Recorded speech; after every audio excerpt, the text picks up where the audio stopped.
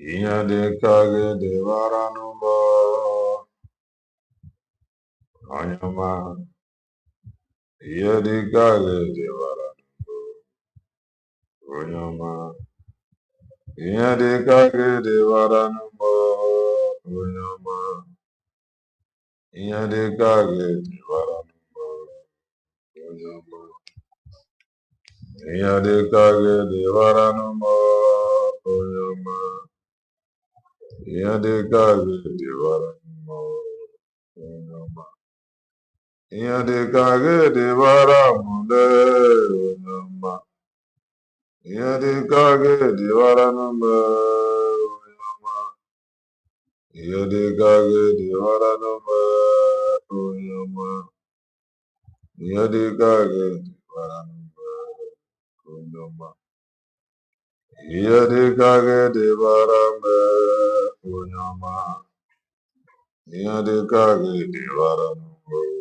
Chukwama Iyadekage devarambe Chukwama Iyadekage devarambe Chukwama Chimu onye buru amụma ya Onyama Iyadekage devaranumba Onyama Iyadekage devaranumba Onyama Iyadekage devaranumba Chimu isi afọrọ kwaba okwe Onyama Iyadekage devaranumba Onyama Iyadekage devaranumba Onyama Iyadekage devaranumba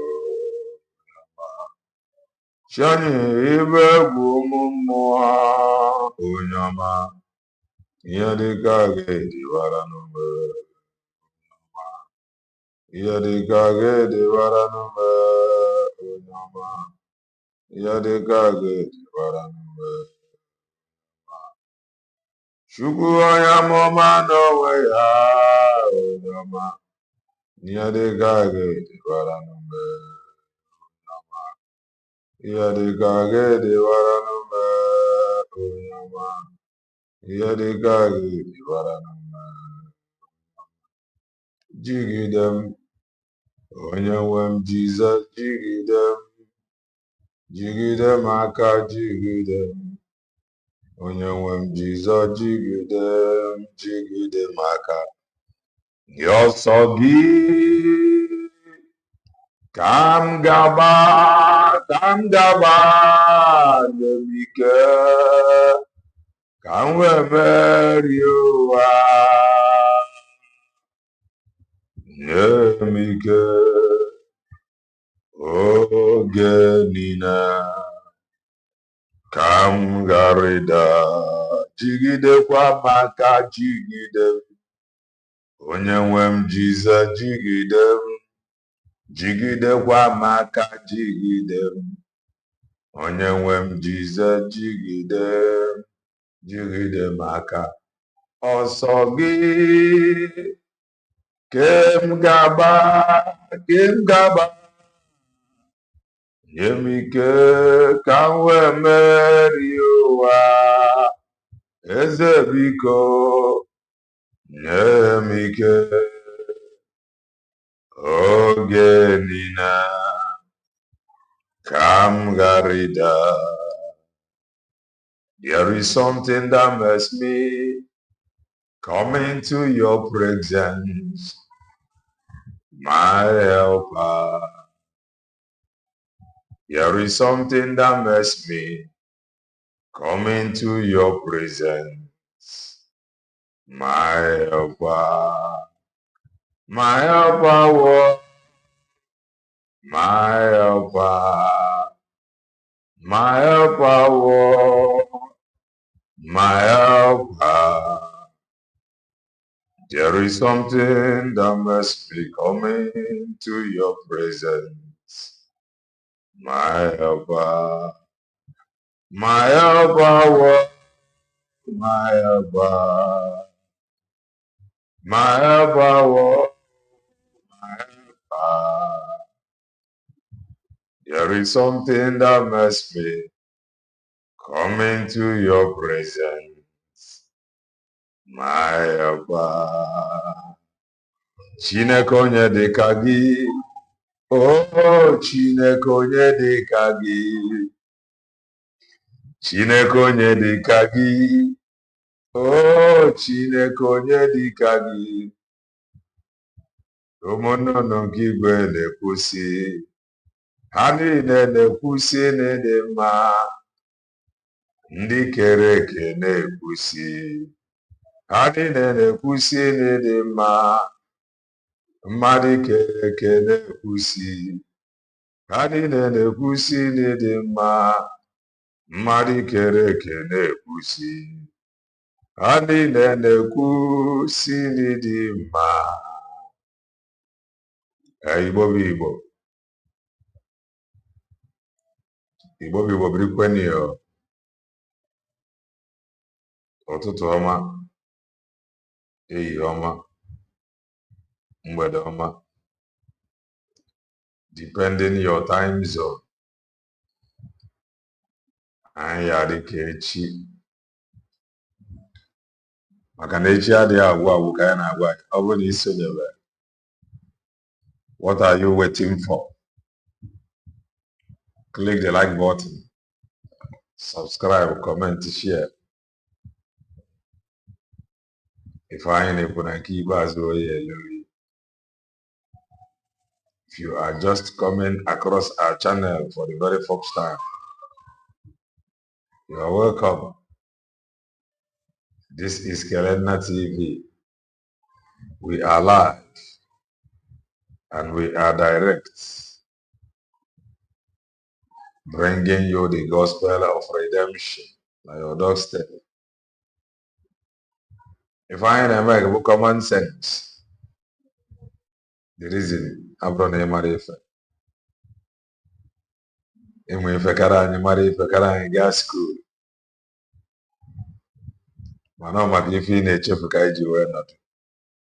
I just want to make common sense as always. Amaka Mary Igbo. Amaka Mary Igbo. A whole lot of people have commented. Amaka Mary Machine Norian Jenaduru Norian. Hello. I did my ID yesterday. That is great news. It was great having my birth home ID card. Thank God for God. Amaka Mele. Comfort, no, you're highly welcome. You're welcome. No. At least I am now proudly Nwa Biafra. Kanna wage. That is good. Obro no where is it my force? You gotta go. I hate you the one ID. When I one nine, okay. That is why we continue to encourage us all to get the ID. It is not about anybody. It is about doing the right thing. It is our own guy. This ID is not the property of Dr. Ngozi Orabese. Dona Norienna. Odogwu on top. Norienna. Benchika. No. This ID about the property of Dr. Ngozi Orabese. Benchika. No. It is the property of the United States of Biafra. That is that. It is our own property. On kind of each. So it is for everybody, including India, Nasdo, Iwanke State, Nimo Bodobongona. It is their property also. It is the property of everybody. Including Umochinekes. It is our property. It is for us all. I'm fine. Oh, our property. The only thing game here is where each jaja and with ya bunny men apply with it. So you want with you. You may apply, you don't. The man way boy. Ofuke game one. Then he never can do so that can name whatever. Where you with it. That is the only thing game make get the back can do. Or logo there no. But that is not yet approved. Never with it.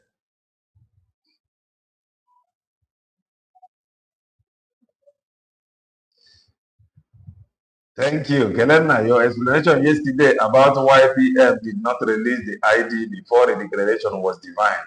Thank you. Thank you. Yeah, I never am more. I'm just a preacher of the gospel of redemption. I preach as I am led. Yobunna, Norienna, Kinsley, Norienna. We thank God for God at least. Everybody is confirming. No, whether they find a whoever they so we give all the glory to God.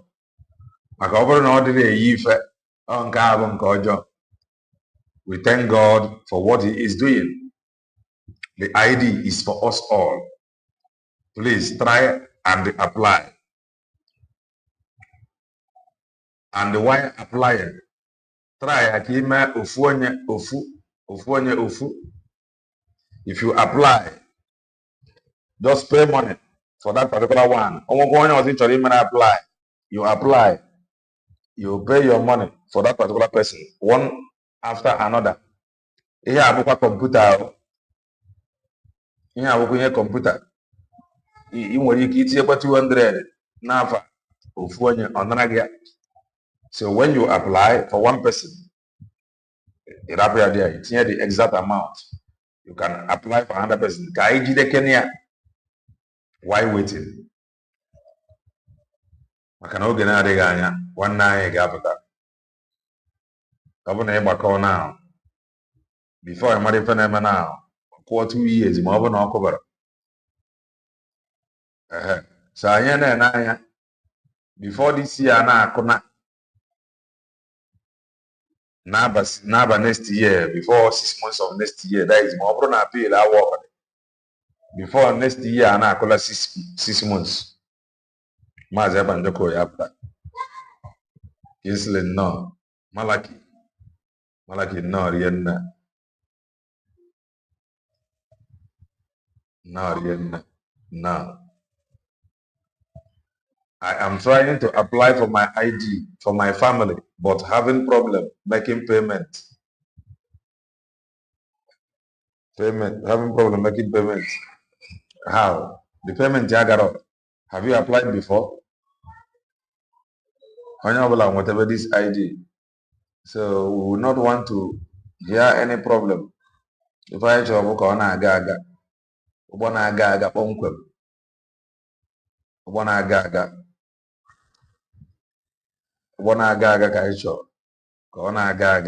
Very important. At least you brought a good ambassador, good citizen of United States of Biafra.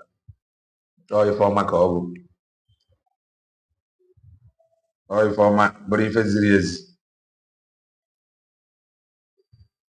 So let us continue to apply. Let us continue to support. And I am asking again, one night, okay, I am yet to see his comment. Hope he is fine.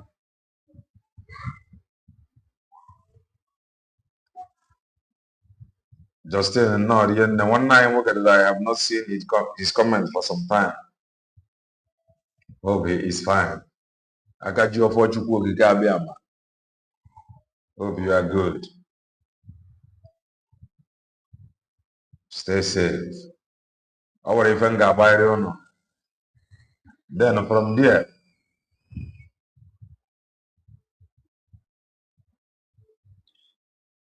Malachi, The only way to get the ID is first, when missed of payment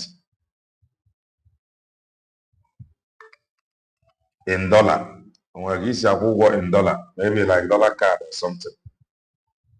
No issue. You just apply online. Maybe you wait. It was fundraising.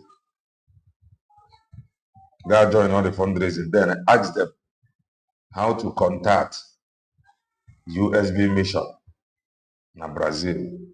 They will help you and put you through. That is the only way. You apply first. Then you wait for capture. Then after the capturing,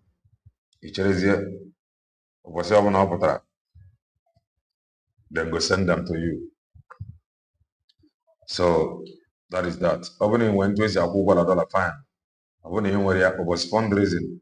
God Juafa USB mission La Brazil. Father contact. Okay.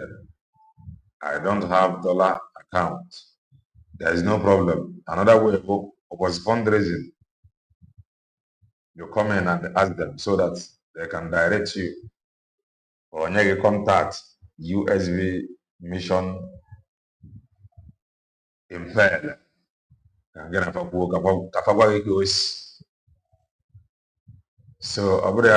I ain't got one if I go see it before we continue.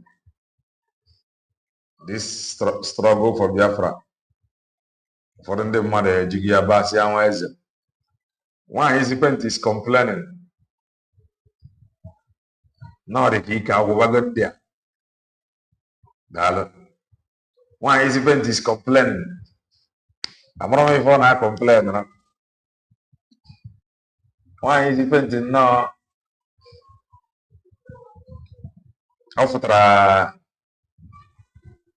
Gayana, 1 night worker. Obi one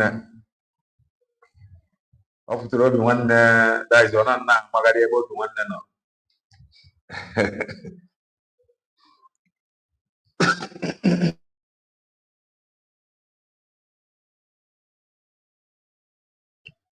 After Obi one is a very simple and quiet guy.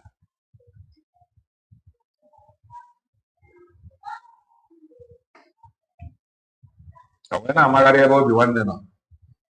Imagine Obi one night about na social medium. You want to defend the body. Ndị Igbo si n'otu onye ọ ga-ala nwunye okenye ya nwaanyị dị penti fụrụ nnọọ obi nwanne ọ dịghị ka ọ ya mere obi nwanne ifesọrọ ya o werezie nnọọ obi nwanne na-acha anyị ee asịla obi nwanne ebe ezigbote nwa aja nọ ya ka ya ji agwa ya okwu but we know all that. So the ID is for everyone. Do well and get your ID. A whole lot is happening. A whole lot is happening.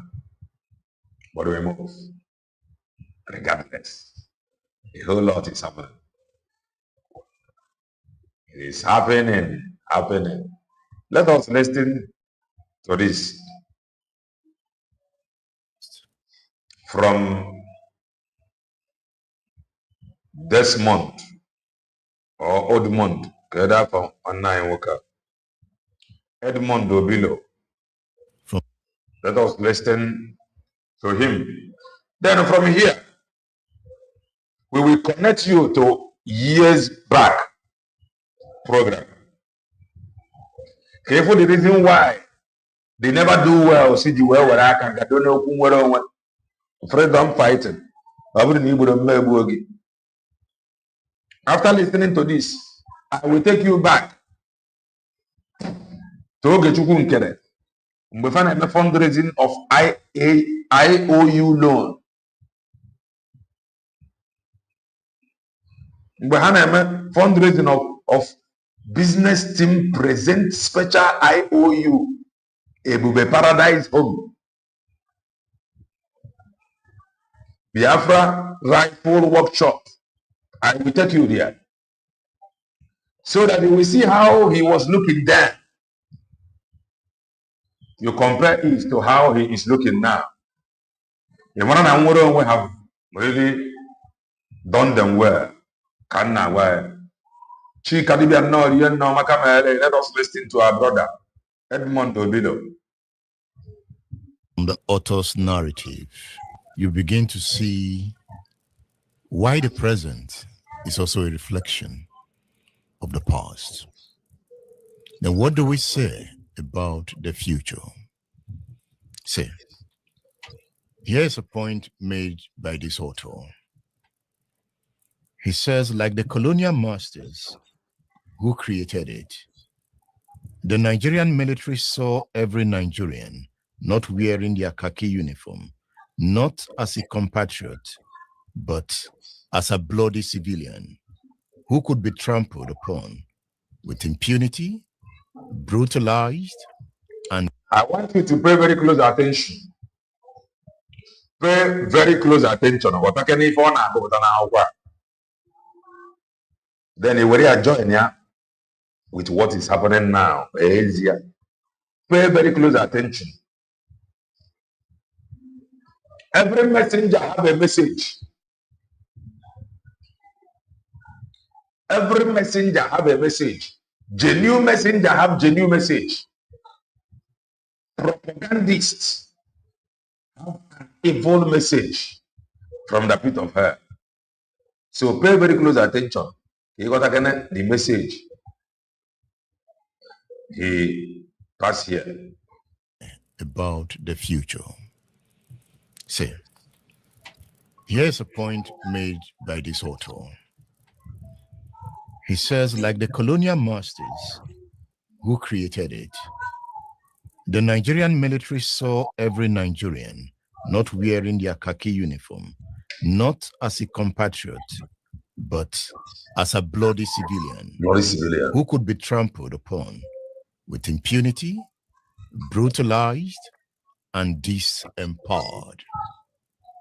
So when he makes that kind of statement in a good book, you should ask him some question. Exactly. Now, the title again of the book is interesting. Demonstration of Craze. Demonstration of Craze. Why that title? These are some of the questions you will hear on this edition of State Affairs. Now here's the book, Demonstration of Craze, written by Abdul Uru. Mr. Abdul Uru, it's good to have you on State Affairs. Thank you very much for having me. You know, you are one of those who saw the military and you were detained by the military. Yes. You were dealt with by the military. You could say that, yes. So you felt the military. I realized that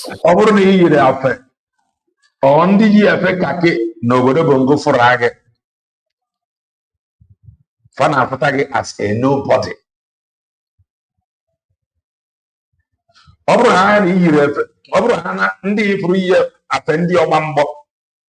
This temple mindset.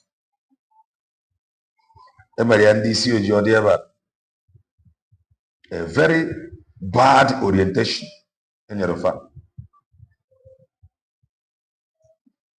People only the genuine, law-abiding citizen. Omegide yiri afendi omambo. Okotegoro onwe oku. So by so doing, law-abiding citizens Arabizie afendi omambo. Ordinarily abroad, and after such thing as no one informal. In fact, at times,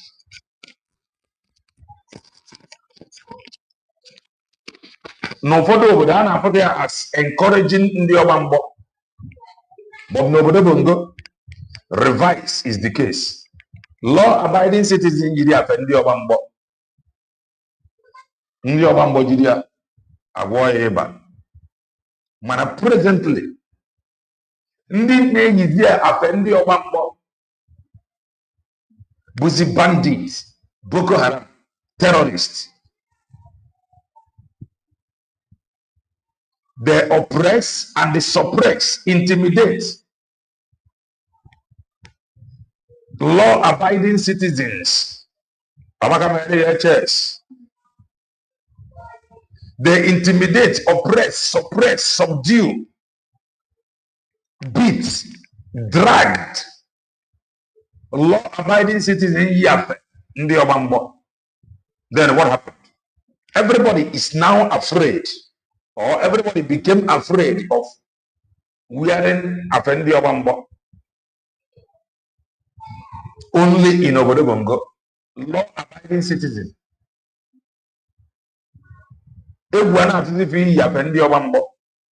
As we speak today, the people that is putting on Afendi Obambo, Bandit, Boko Haram, ISWAP, just name them.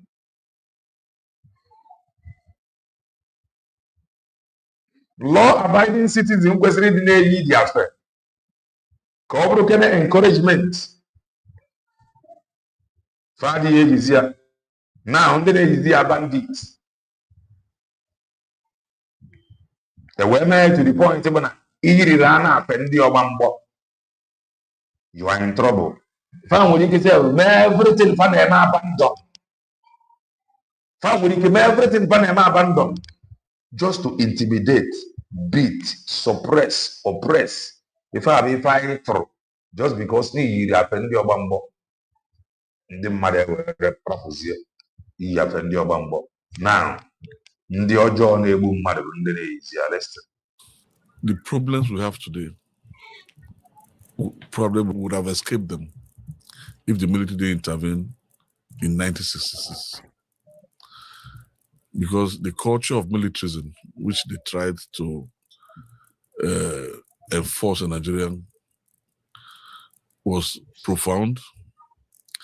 It was, it has led us through moments of anguish, devastation, pain, civil war.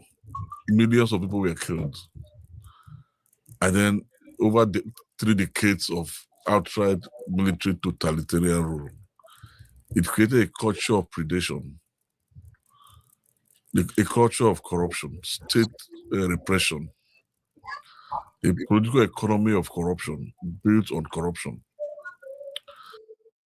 The interview question that decides everything. What AI tools do you use? And then you remember after the war, the public execution of Boko Haram robbers and other prisoners became a show, something for entertainment, Barbie show. That is, it dehumanizes the average Nigerian.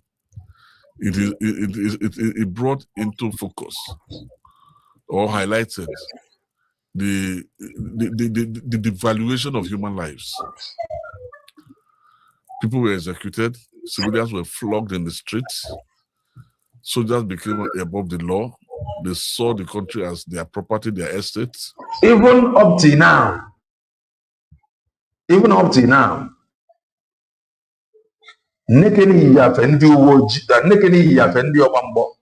now, you are finished. You are finished. You know, I'm not such a good. No, what if I get me? Of course, you remember what happened to Fela in 1976, the Kalakuta Republic destruction.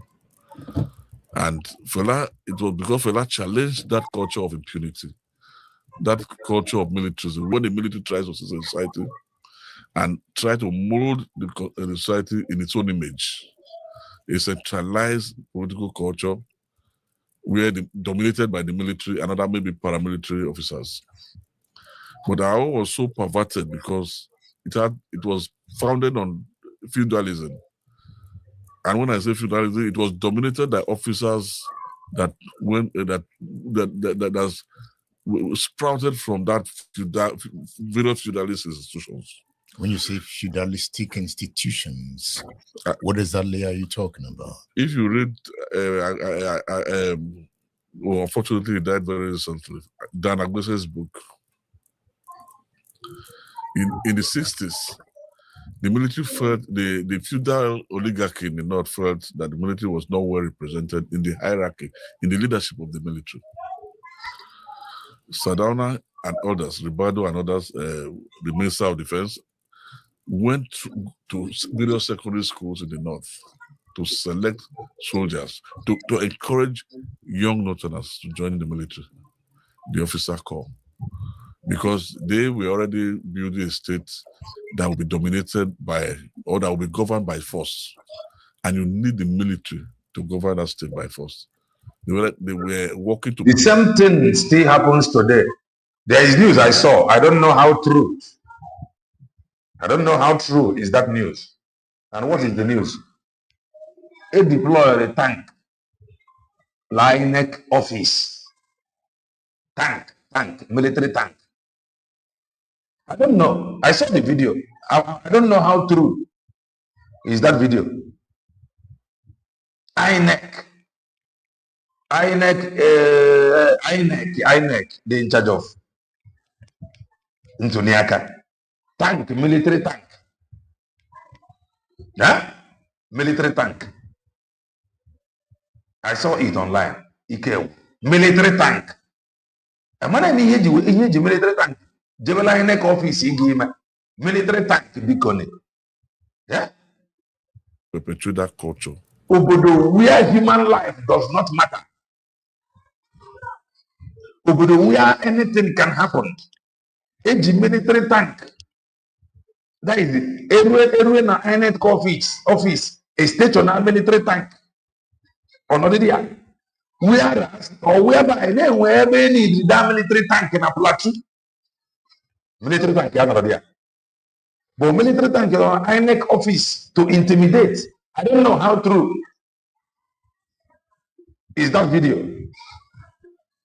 I don't know how true is the video. I saw it online. Of dictatorship, built on certain hierarchy, based on a stratified society, built on certain hierarchies, the feudal authorities with their religious supporters. It's like what happened in Europe, really. And then their own children, some of the princes from the various selected families who believe they have the divine right to rule, will be the commanders of the military. But you're talking about a first republic that was democratic. Absolutely. That was how it started.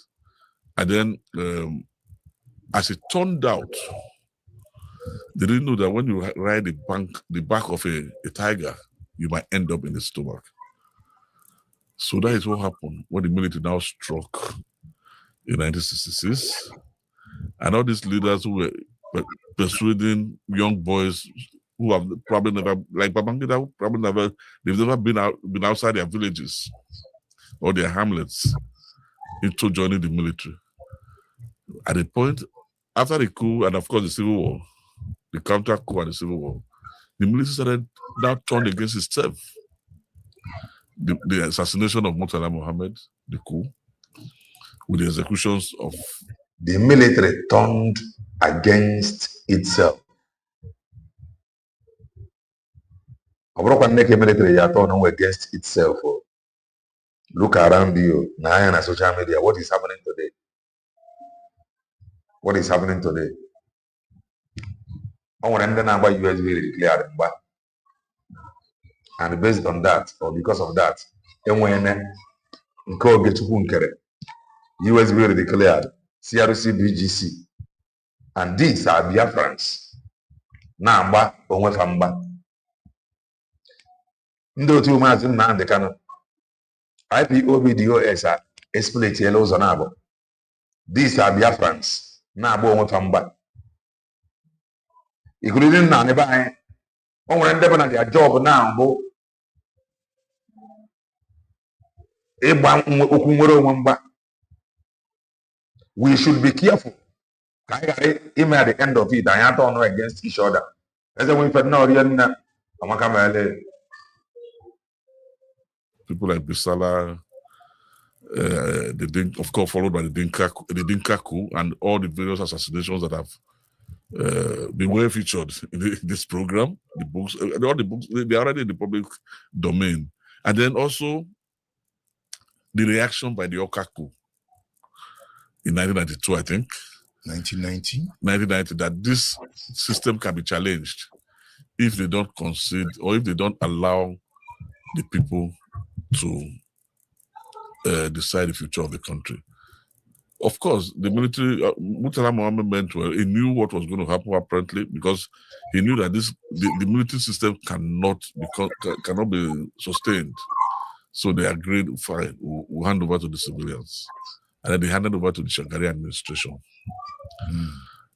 Again, one of the issues that that I have mentioned in the book is the fact that the issue of corruption and manipulation of the electoral process.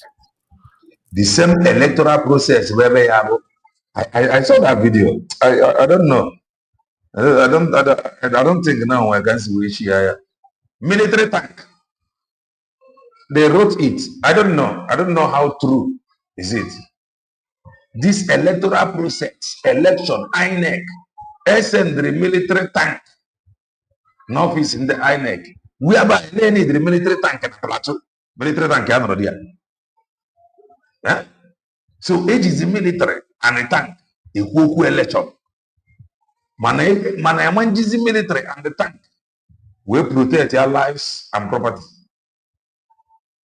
And the Shagari administration, because don't get the main complaint of the military in 1966. The Western regional election, which was led to Operation Wetie, Togri, a lot of violence. And then, of course, the 1964 general election, which also was, in fact, which was boycotted in many parts, including Eastern Nigeria and other places. Later, they consolidated, and they were going to enforce the outcome of that election, but the military disagreed and struck.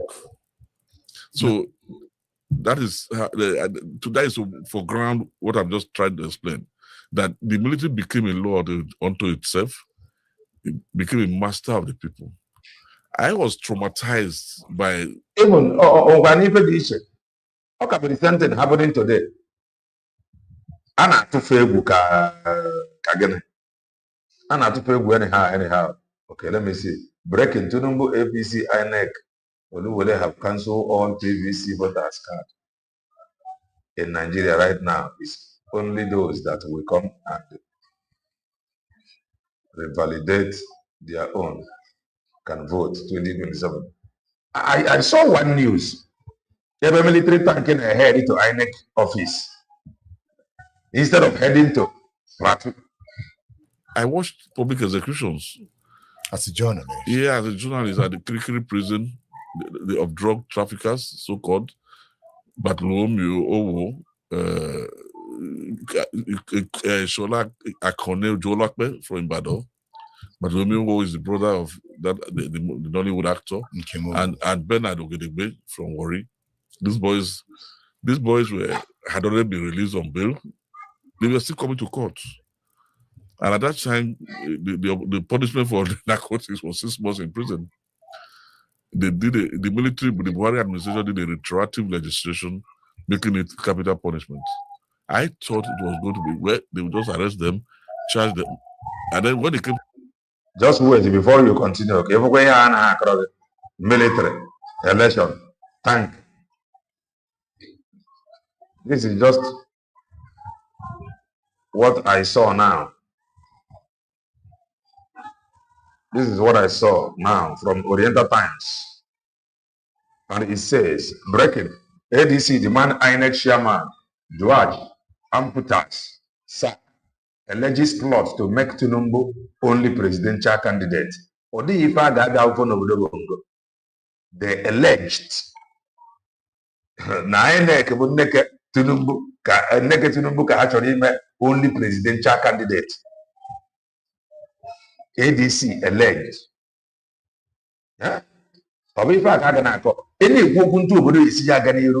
Any how to protect life and property of its citizens.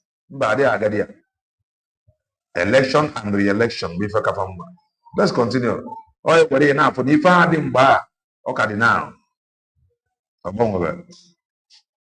we move. they rearrested them, and they were already on bail, and granted them. They arrested them and brought fresh charges against them. Well, I thought it was a joke. They were tried, convicted, and brought to Kirikiri for execution. I watched it, and they also watched the execution of the enemy gang in Benin. You watched that? I watched it. It was even shown on television. It was on television. Yeah. So life became so brutish and cheap that public executions became a matter for entertaining the public. Entertainment. People were looking forward to it. Was it the character of the military or the character of the constituents of the Nigerian state? I think the military, even though they are meant to fight wars or to prevent wars, I don't think the intention is for them to become bloodlusting. You know, the Nzogu coup, yeah. you used the word so-called revolution in your book. Yes, because it was, I think it was misguided. Was it a revolution? It was not a revolution, it was a coup. A revolution was meant to change, to completely transform the society from a situation that was not so good to maybe a better society. But in this case, the execution of the coup brought more problems for Nigeria. And it was not a revolution, it was not designed to be. I think it was designed to supplant the military. Because if you look at the history of Africa, all those coups of those periods, they were never carried out in the interest of the people, whether in Ghana or in Congo. What do you call him? That toppled Lumumba, this guy became Zai. In all of Africa, all those coups, none of them was able to change the African society for the better. So Nzogu and Co wouldn't have launched a revolution. No. But it was they wanted power. The fact that it was gruesome, the blood. The COG and the power. The COG and the power. If I have our problem, not that we know what to do with the power. The people fighting Mazen Nnamdi Kanu now, it is because of power. They are not fighting to. If I don't want to take order from anybody in the prison, which is normal. No, what on a prison Ghana ever order how to run day-to-day activities of IPOB. It is not possible. But when you see them dragging power, they are not dragging power to advance the struggle. No. They are not dragging power to carry everybody along. No. This is the problem. This is the problem of COG. The reason why they drag power is for them to become God over others. It's just power to intimidate. You are very correct. The reason why they drag power is all these people you see, Nnamdi Kanu, or even the DOS that is dragging power with Mazen Nnamdi Kanu now, they just want to hold that power of Mazen Nnamdi Kanu because to them they felt that he have made so much money. So they want to hold onto that power so that they can make as much money as he have made, according to some of them. The reason why they drag the power is not for advancement of the struggle. It is not to how to move the struggle forward. No, it is for intimidation. It is for money, and just for the sake of power. No, if I have a problem in this, you man, I watch you on for the masses. That is why you see many of them rendering selfless service. Selfless service. All because of service, whether a prime minister or a governor, a president Geji, Nyaloba Isiko, Nagoro, a president, Nyaro Igwe, Nagoro. There is a funny focus on a service. Man, this COG focus on a power. Like the new Marcelo news, Marcelo law. Let me just say news. The news that is trending now in Anambra. If you are in abroad, you wait tenant no. Tenant rent about one room or one flat. Now your house. Tenant rent about 1 room, or you rent about a 1 room and parlor, or you rent about 2 room and parlor, as the case may be. The tenant position tomorrow. If I want to see whether they are joining about gang, well, what if I want to call the name on here like Ebwe? Or the government here will make it, or law enforcement agency will make it where discover now that's your tenant. No, wherever Nabia landlord they lose own.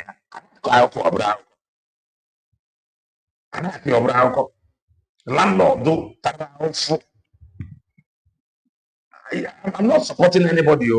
Over never say investigation over landlord there. They can go ahead and do whatever they want. But at least we can do better now. Even me, I am against this demolition of houses. I'm mad. I say a kidnapper, a demolish his house. I am against the demolition of their houses. If also government they use with that house, man, I can wear a lot of jobless, that is homeless people. Instead of demolishing the house, leaving the homeless people at the street, why not leave the house and bring the homeless people, take them off the street? Be able to why I do maybe I'm not in support on nobody me for job.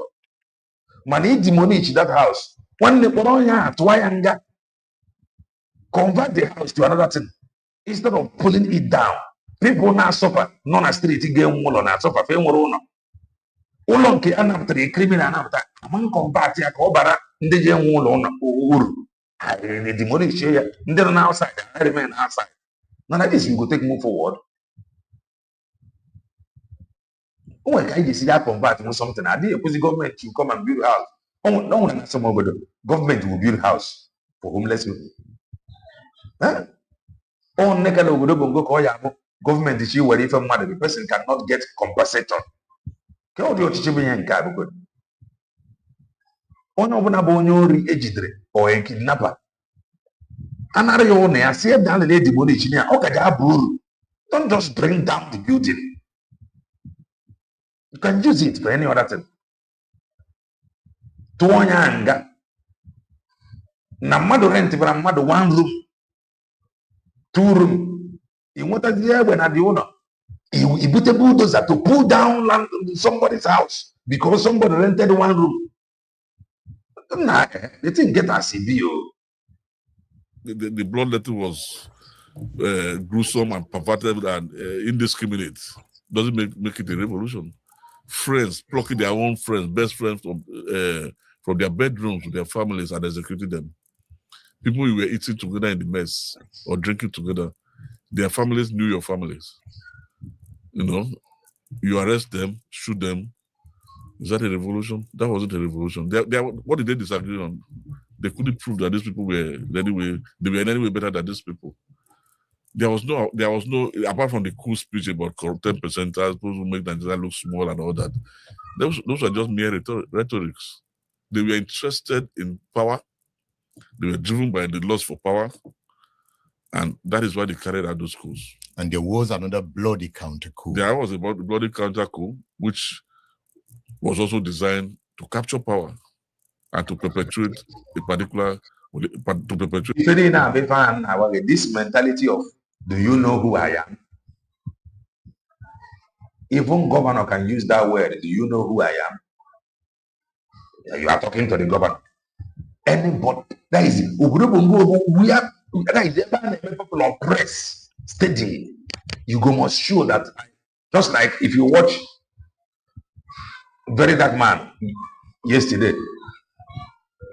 Ebola na nwoke man now na the escort to prison. Nah, onye branding guy. It's not as if that I'm in support of if anyone na akawa Bilod women. Yawa boy can akawa the Bilod akawa.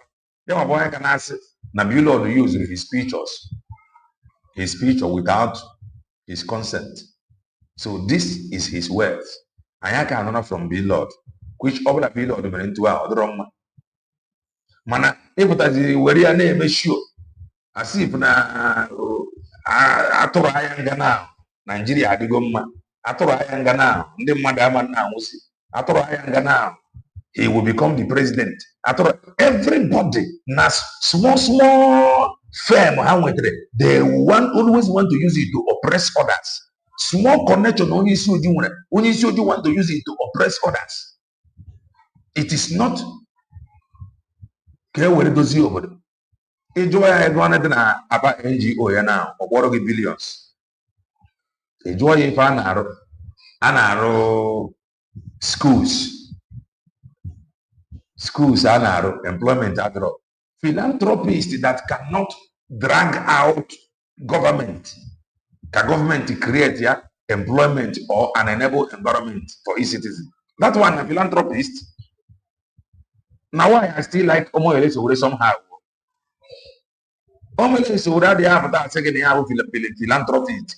Then he on the na system obodo adịrọ mma. Ya nwa na-abagide ga-enwe revolution. Ọ bụrụ nke apụta na-eme na ọdịna na-eme charity. Iruo na account billions a nọrọ dị ya. O nwere ife eji eme. Asị gị na NGO. Asị gị na I am the most integrity. Kedu integrity ị nwere? Ebe ị nwere billions na account that can create job. And Nigeria will create any job. What are you afraid of? You have billions in your account that could create job, create employment for citizens. He put it in good use. Or did you? Can you put them? Huh? It's always power. The oligarchy. And they succeeded in perpetrating the oligarchy. Where it could not be sustained. That is why we had to fight them.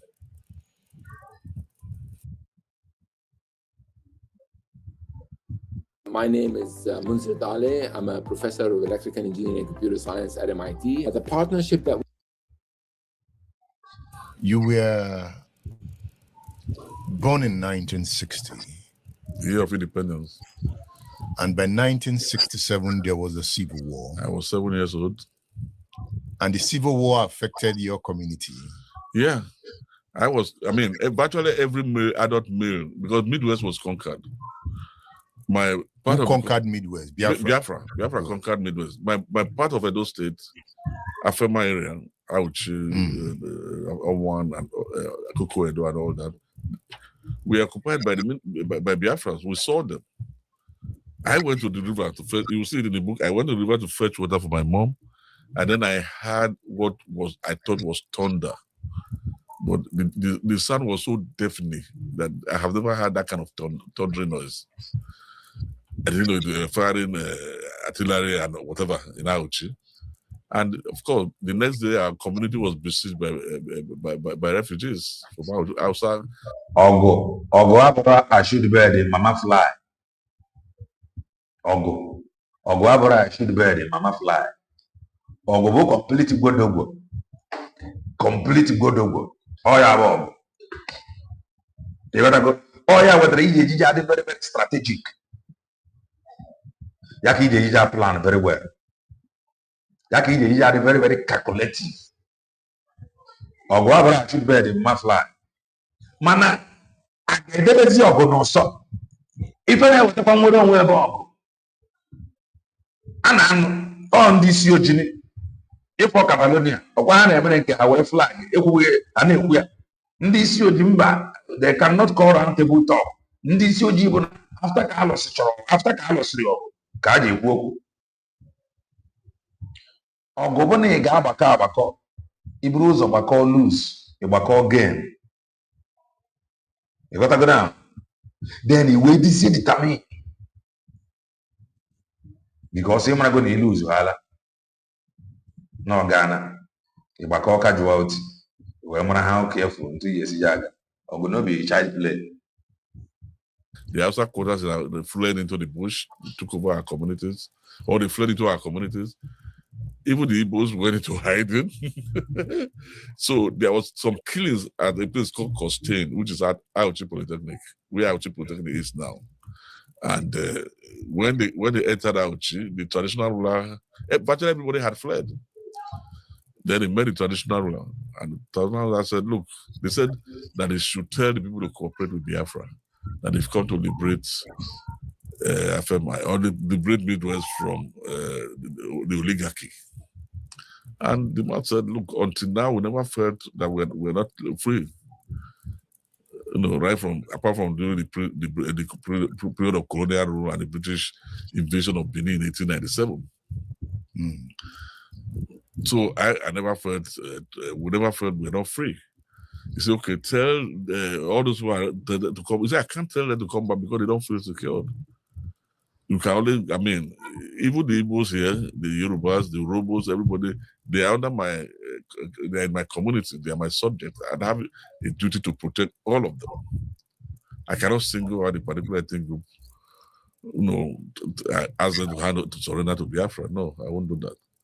So eventually, of course, they didn't do anything to harm anybody after that, but at least apparently they were taking orders. But they declared the Republic of Benin, which didn't last. I think it was the shortest republic in the history of Africa.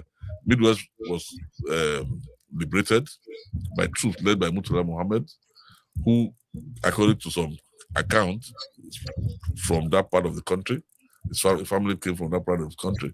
And then that account, I've heard it before. Yeah. That his family came from around that axis, Yes, yes. Is it true? I asked his son once.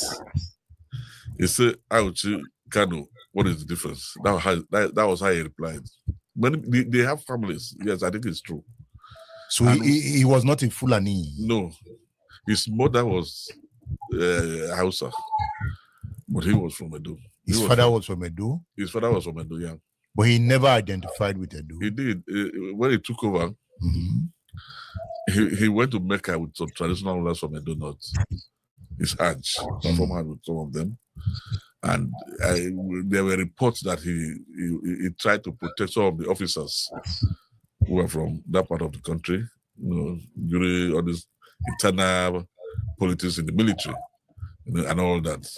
There were several reasons to believe he was from Midwest. Of course, Ramat Square was named in Benin after him. Yeah. And all that. So, and they never denied it. Nobody has ever denied it. So he was not a northerner in the true sense of the word. His father was from Etako West.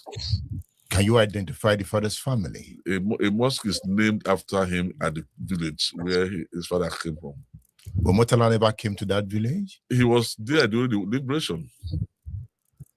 After he became head of state, he spent only 6 months in office before he died. Yeah.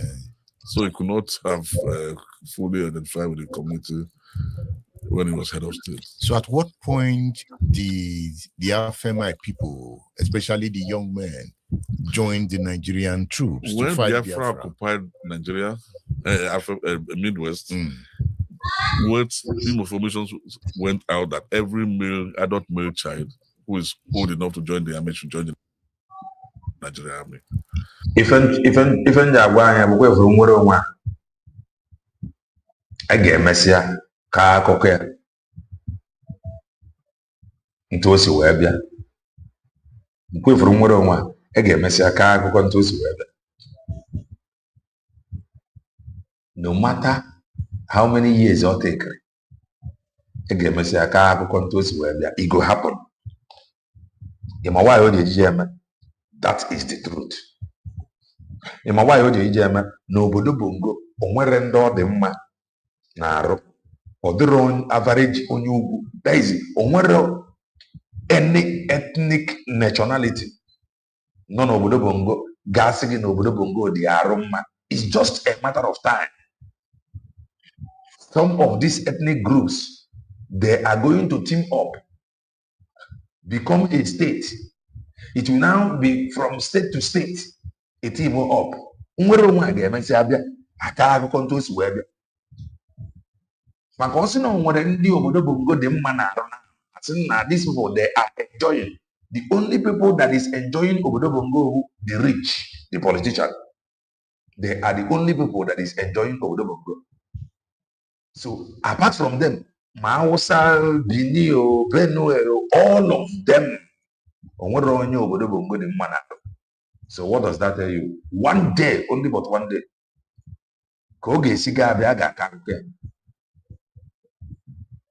and about 5 Oros, cousins of mine, including my father's first child, my brother, my eldest brother, joined the army. And then they hide history. They hide history. That is our history. They stop teaching history like school. But people, we always say the truth as it is. Mgbe ị jụrụ na ịma nkụzi history n'ụlọ akwụkwọ, ị ga-stop ndị mmadụ ikwuzi okwu their experience. People ga-ekwu okwu, and we are listening. And anyị na-ege ntị, anyị na-afụ the reason why ebe ji wee gawapụ history. But they cannot. The history power is like somebody trying to cover women. Is that possible? They cannot cover pregnancy. So the truth is like the pregnancy. So as they remove history from their school curriculum, they tried to cover pregnancy, and the thing worked. In fact, there were some families where 3 brothers joined. The elder brother, the next to him, and some of them are still alive. And during the course of writing the book, I interviewed them. And at the end of the war, in fact, my uncle, my late uncle, my mother's brother, was working at Bristol Hotel, Lagos, as a typist when the war started. They said he trekked from there to Keja Cantonment. As they were recruiting, he met another uncle of mine, another cousin of mine, whose father is also Oro. You know, he was a carpenter. They all joined together. After a brief training and all, they sailed from Mile 2. Agbo Malu in Ajengule area. They sailed from there in Apapa to Warri. As they were, in the ship, they were still teaching them how to shoot. They had only 2 weeks training. 2 weeks training. You know, eventually they fought throughout. They were part of the liberation force, Murtala's army. Some were in the early, the 2nd division, I think, and then later, some of them eventually fought as. I think they restructured it. Some went to 3rd Marine Commandos. Some of my people were there, and then some went to those who liberated Agbo area, and some. The Czech crossing. I think we lost somebody in the Czech crossing, and then the devastating Onitsha crossing. Yeah, you know, and then they liberated Boni, Port Harcourt, Calabar, and all of them. Many of our people were involved, and some of them did not come home. About 22 died that I know, and I think 1 or 2 have still not been accounted for, whether missing action, and some came with post-traumatic stress disorder. I know there is one man who is still, in fact, he sleeps in one of our markets in the village. He was in the army. He came back with all kinds of post-traumatic stress disorders. And there was one man, one of my cousins, he was injured. I didn't worry during and then flew to Lagos. Then he died of malaria. His young wife, he died in 1969. They had a son, and his son died afterwards. Iberia for Lagos now. Iberia. Every Majugula. Every Majugula, Iberia for Lagos. Every Majugula. Be able to meta. Baba in Ikeja. Up my area.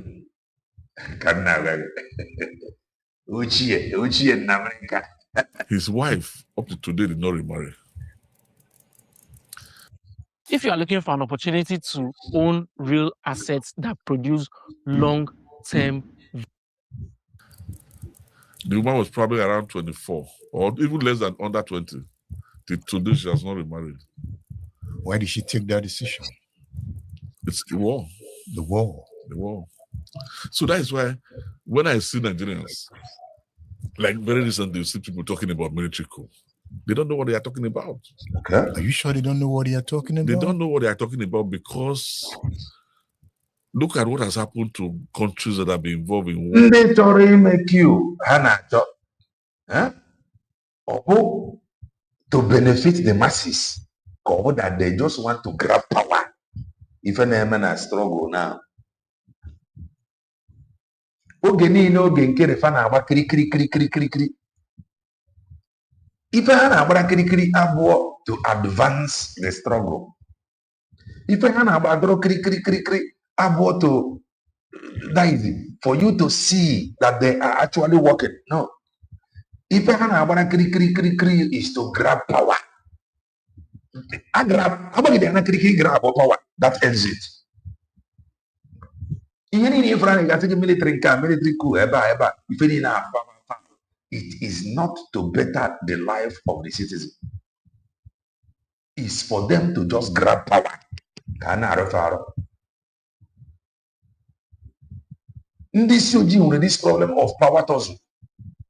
Ọ ya wetara ndị ọcha befe ha na-akpọ ndị ejere eburu ụzọ kpọrọ ndị befa mefa warrant chiefs. Kpọrọ ndị be anyị mee no sound. No, there is sound now. Okay, you say no wonder. Okay. Eburu ụzọ kpọkọrọ some people mefa warrant chief. Ndị ọzọ a na-akpọrọ isi na. Yeah? It's always about power. Not to change anything. Watch ebe ọbụla ndị ọcha mere ihe. All about the interest of the masses. Or for their own benefit. Manandi isi ojii bụ for their own benefit. Was recently. Is it Libya?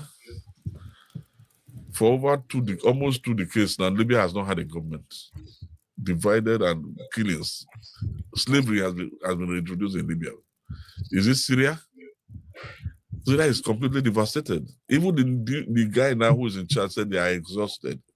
Somebody said, why don't you work with the Palestinians? Say, we are exhausted militarily. The only thing Gaza obodo bongo weta ọganiru n'obodo bongo bụ ewepụta dị obodo kewasịa. That is the final.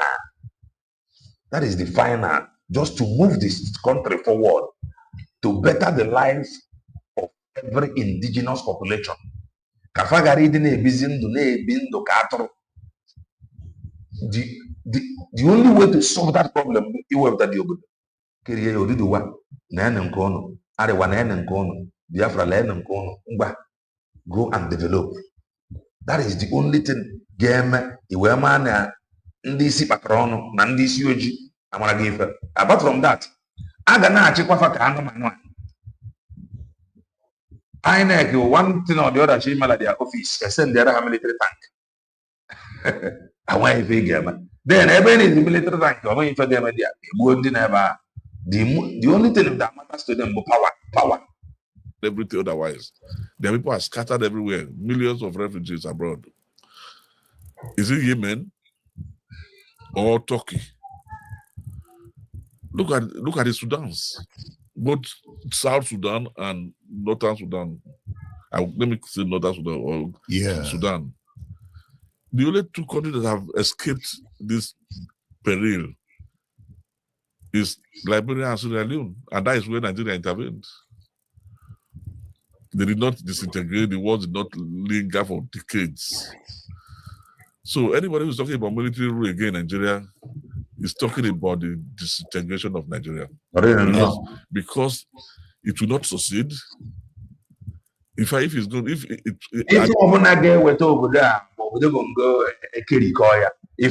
should be allowed to happen. If or announce one no to your authentic Israel, the only thing Gaza on I am telling you, and I am in support of it. The consequence will be some people cannot even begin to fathom. You can see the newspapers. Yeah, I've seen them. I think they attempted coup to remove Tinubu from power. Whoever was behind it, all those who were arrested, should face the full weight of the law for treasonable offenses. And you look at the names. Yeah. The 16 officers. I think they were misguided. I'm not even sure they were reflecting they didn't see. I don't know what their motives were, but I don't think they knew what they were going to do. Are you sure? They were probably- planning. They were holding meetings. Yeah, they were holding meetings. Maybe they think they will take over power and behave like before. You know, like military rule. They name military governors, ministers, and all. And then the predation continues. Predatory attitude continues. No, right now you don't need to be a soldier to be able to arm yourself. Now the nation is besieged by non-state armed militia groups, from bandit, the local government, the Boko Haram, to the bandits. And then we also see evidence in the Niger Delta that nobody has monopoly of violence. If Yar'Adua did not take political measures to negotiate, to try to create an amnesty program for the Niger Delta, Nigeria would have ceased to exist by now. They would have taken over the whole of Niger Delta, and then maybe Biafra would have been, the Biafra resurgence would have been successful. Because the boys were well armed. They were well armed, and the international community would have taken, because they have oil, they would have taken side with them. And of course, the Southwest people probably would have also walked. So I think. Hello, John. What can I do for you? Weather report, stock prices, shopping list. Lights on, lights off. What does this time have that I don't? Red Bull gives you wings. Nigeria was likely destroying my mental health, not loudly, but quietly. I am.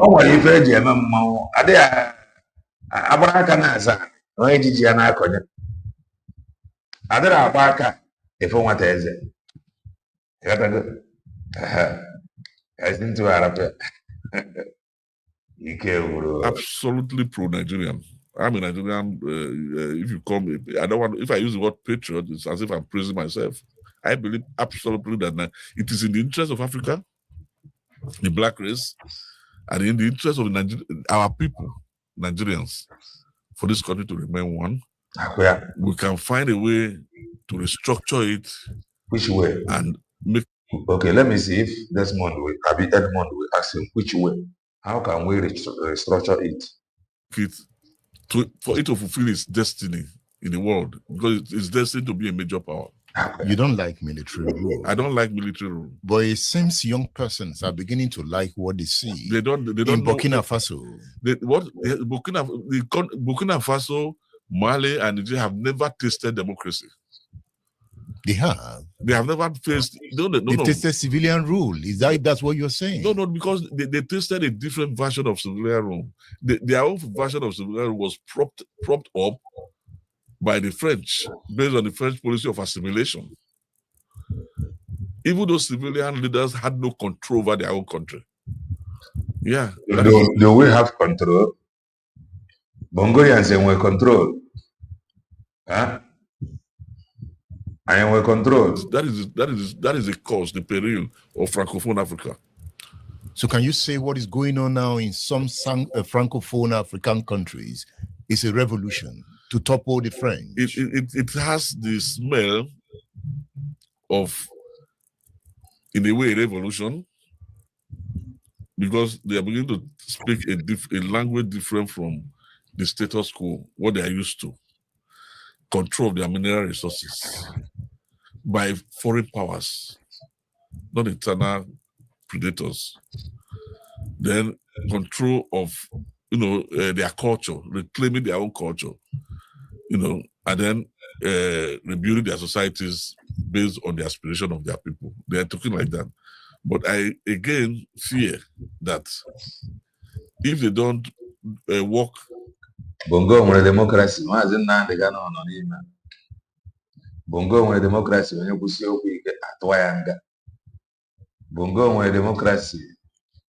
Ụfọdụ ife arụ a na-eme. A na-egbu mmadụ anyhow. Keela obodo nwere democracy aja na-egbu ndị mmadụ ntu a. To reunify, to get their people. Ife na-anwụ n'obodo Bongo.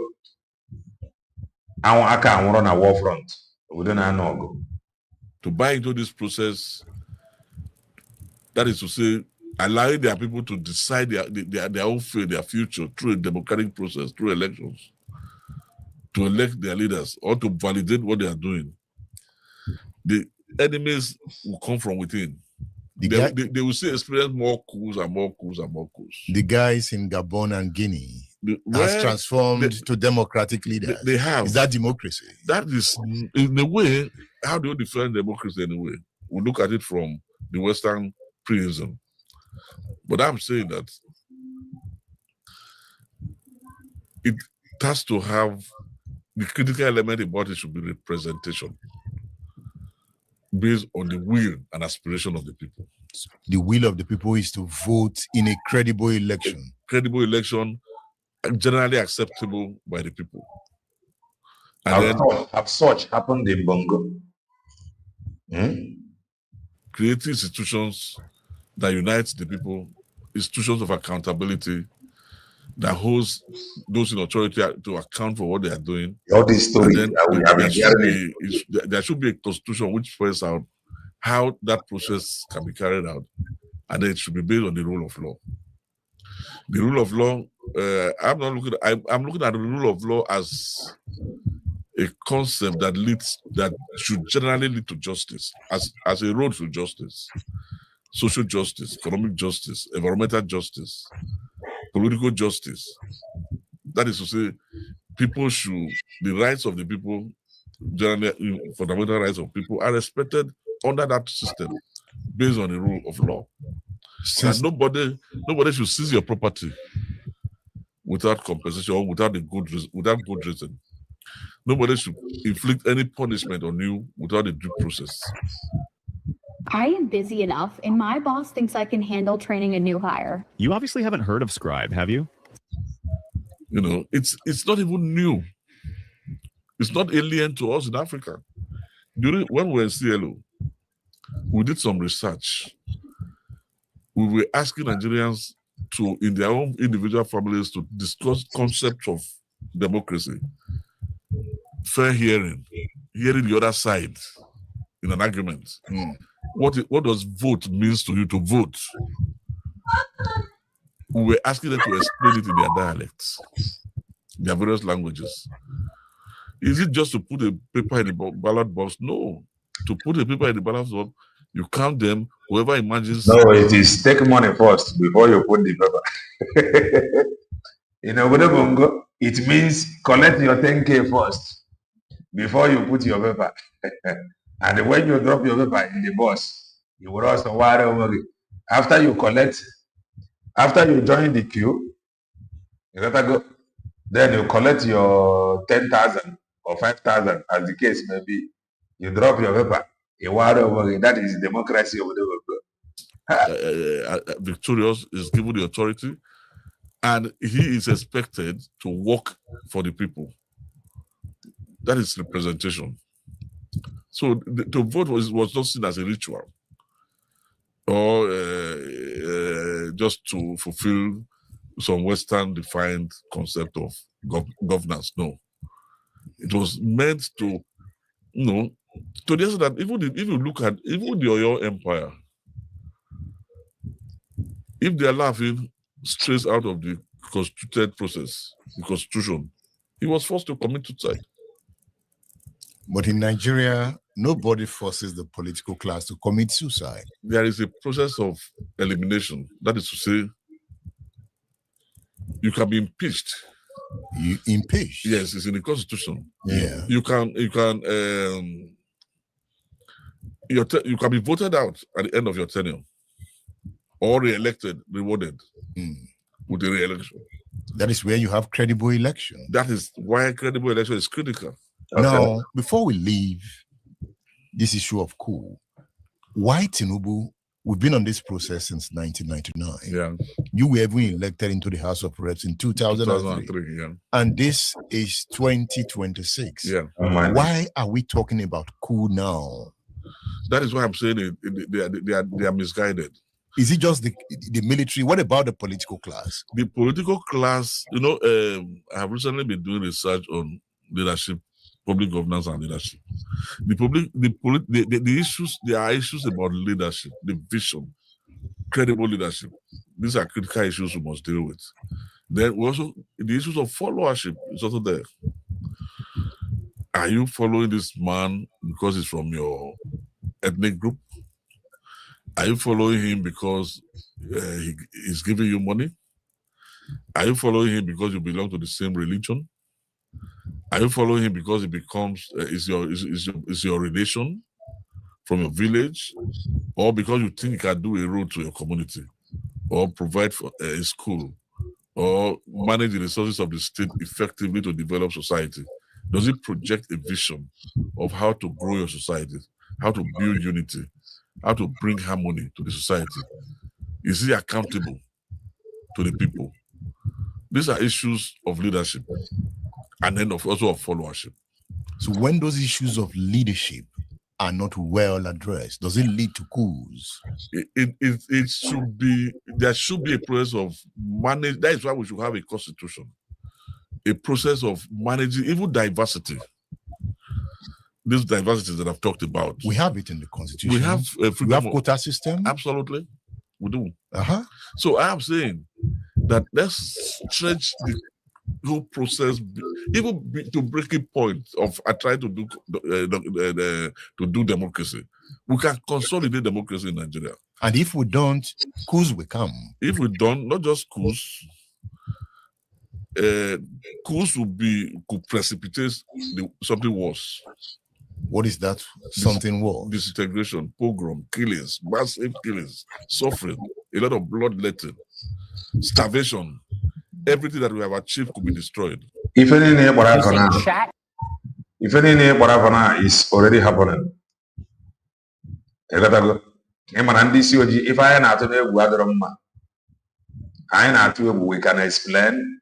That we are afraid of. It's already happening. So how we are waiting for it to happen again. Yeah? These things he made mention now, these things he named, it's already happening. I don't know the one he is waiting for. 1, 2, 3, go. I think I wish to. Or maybe at the same time, or whatever that it is happening. This is the news. The president visited Plateau. On the power. Far we are easy. Even the madam. We are simply they are as God of the whatever go down. They have a high enough. If I have a fine enough for a buende mother, a bacanota, a Bugaria, and now the one. They didn't do actually, I'm watching. Where presidential handshake, case closed. That is that. Now let us go to the corner for this and many of them. Until the TM man is your remnant on happened already. And I agree and I will mother their thousands. Even wouldn't over the bongo. Normal we if I over the bongo compare if I wouldn't over the no. That is Udoga and I know. Found went to her. If I go, Isaiah and your go. If I went there, Biafra struggle, madam. When you see them talking about leadership, when you see them shouting and talking about Biafra freedom, when you see them shouting Mazen Nambekano, when you see them calling Mazi Simon Eba, my leader, my boss, when you see them dragging position, the reason why Fajia dragging position is for their own belly. It is for their own stomach. It is not to advance the struggle. When you look at many of them now and before, you will agree with me. Napanchani also in Tabu. I am still saying it again. Obruno mebo mazebanjoku. Man esionya anya may or the go. It is not possible. Because I go maybe. I go maybe. Come and say what upon a dear with that. Come on, or the way go. Say what upon it with that. Man, I get blame somehow. My account that available. In the Petrane. You get blame somehow. Neck about church, passing on the no drama, normal at church. Okay, kwana the other like December have overthrown him. So in a good year, and you ever when many of them are you were joining IPOB US.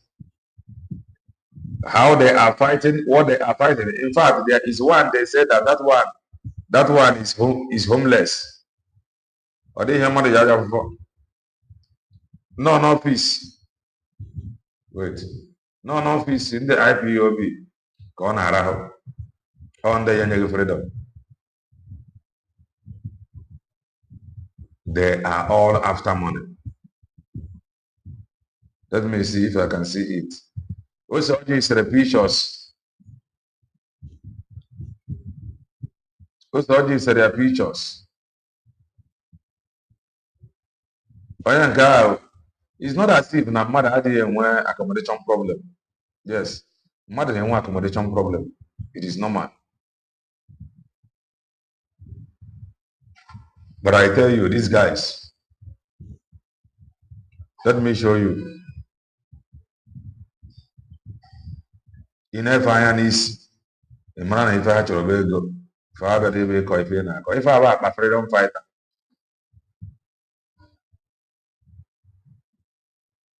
Don't mind him. If I have a freedom fighter, or the US member, if I have his bags and baggages, na hall in the IPOB, the back on Araho. I don't answer why na mother and where accommodation problem.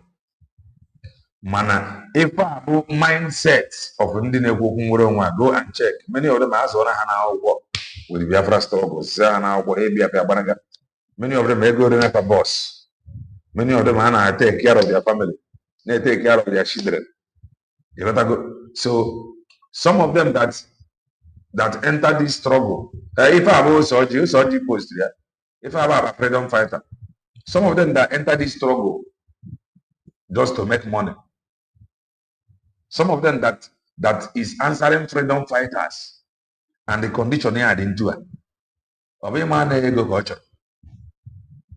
Ninyere ani ego onidri ofisi onwe ogbakọta gas. Many of them like this.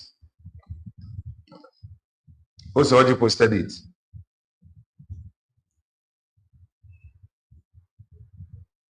If I have office in the IPOB, ever on accommodation problem. I don't know why I have accommodation problem. I don't know. Man, like this we go the day. Like this we go the day. Go around that go put you everywhere. So now I fight for freedom. Igbo youth are now. It will take go fair the money. Igbo youth are now liars and deceivers. The reason why if I go but many of them have failed by their business. Some so-called freedom fighters, many of them have failed. Freedom fighting as an avenue to make money. Make friends they do not have. If I have a accommodation problem, where they join the onion can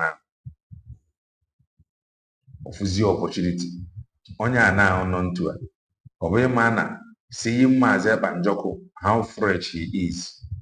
Obey man onion can now, no beer will be like an art will go as a banjoko with ego na diocha. His only dream is to answer PM one day because then on what he called there is on an as a banjoko or there is. Okay. Ọkwa deputy Tony Nzurumike. Deputy HOD. Tony Nzurumike. Yeah? Many of them joined freedom fighting because na nwere akwụkwọ eji akwụkwọ Biafra enweta asylum then for join ya. And the kafa join all the social media. Some people fanyere akwụkwọ faji wee je nweta asylum. Some of them anara fa ego wee nyefere ta akwụkwọ. And the man didn't know the canon you could free. Manana some ndị be anyị ego before nyefere ta akwụkwọ.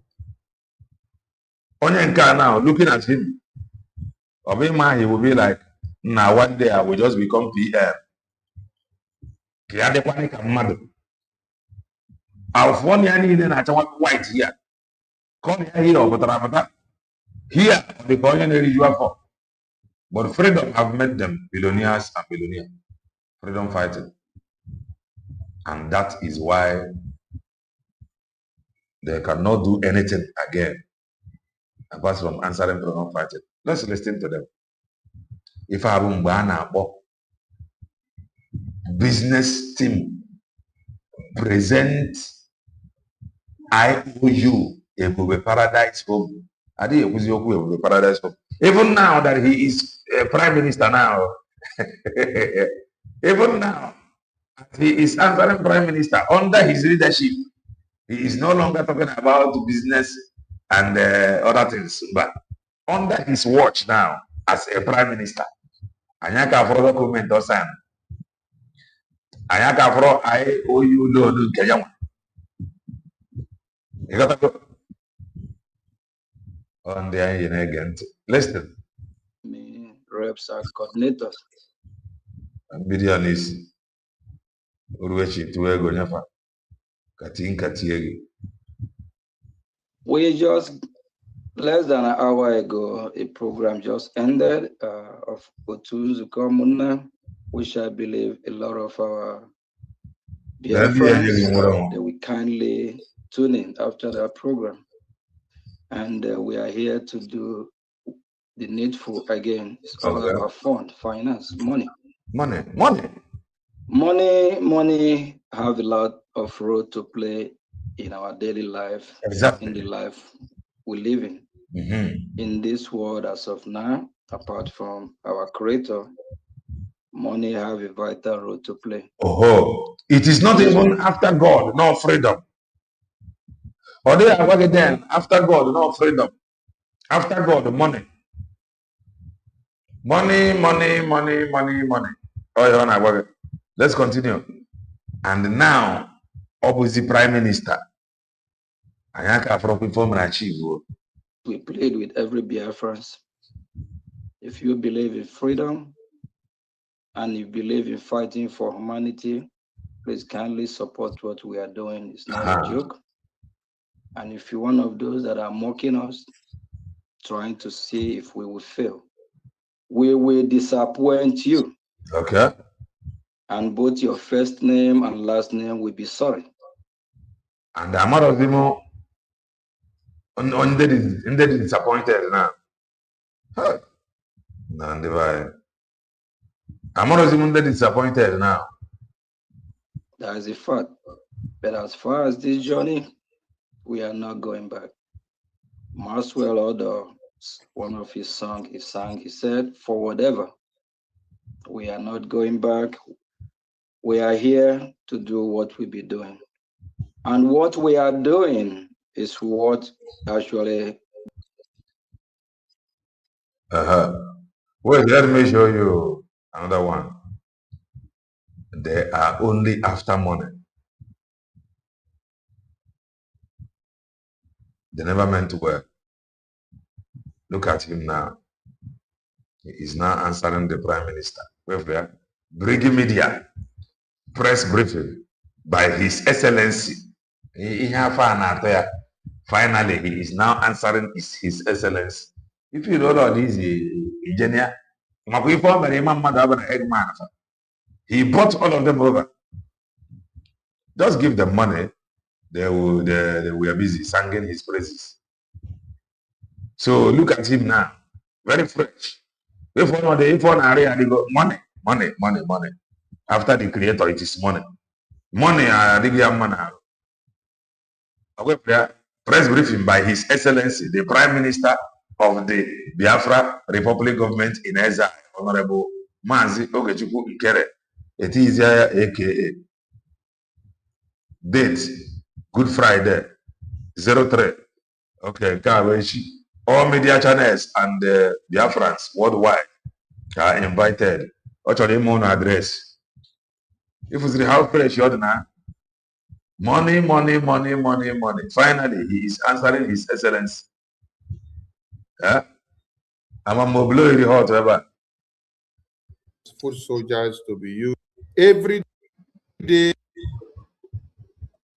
I'm a mobile the hot. That is the key with the jacket. Well, That is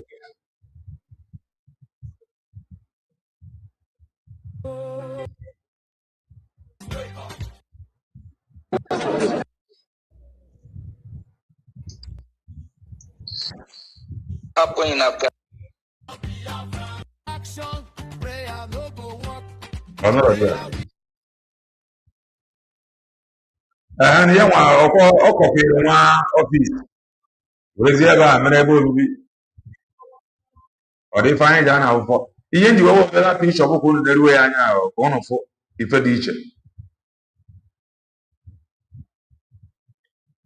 Grabbing of power about to advance the struggle, but for them to become His Excellency. A lot of fuel they are taking in a terrorist country called Nigeria. They will do what is right. They won't. They will not. Without what we are doing, who knows what will have happened to our leader. But we thank God that all the warriors, all the disciples we have here are not giving up. We will fight until we get our freedom. Exactly. I have the IOU going on. If you have not participated and be part of the IOU members, please kindly do that. And so when Biafra is restored and defended, you will reap from what you sow. And we also have our Finland convention going on. Please kindly support as much as you can. And if you also want to be part of the members of the Redeclaration Committee, the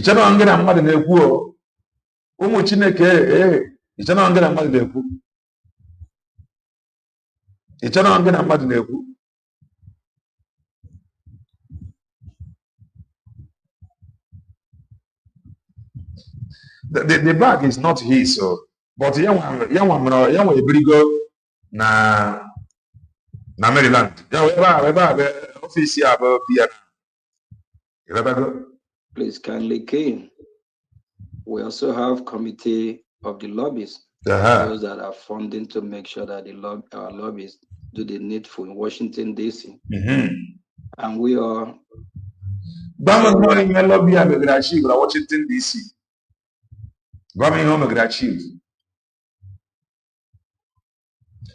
They are only after power.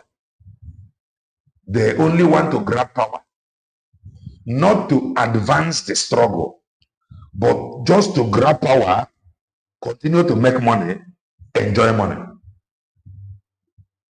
That is just all. What happened 2 months ago? They are doing their job. All this costs money. And we also have our Liberation Army that are protecting our land. They need to be taken care of. Logistics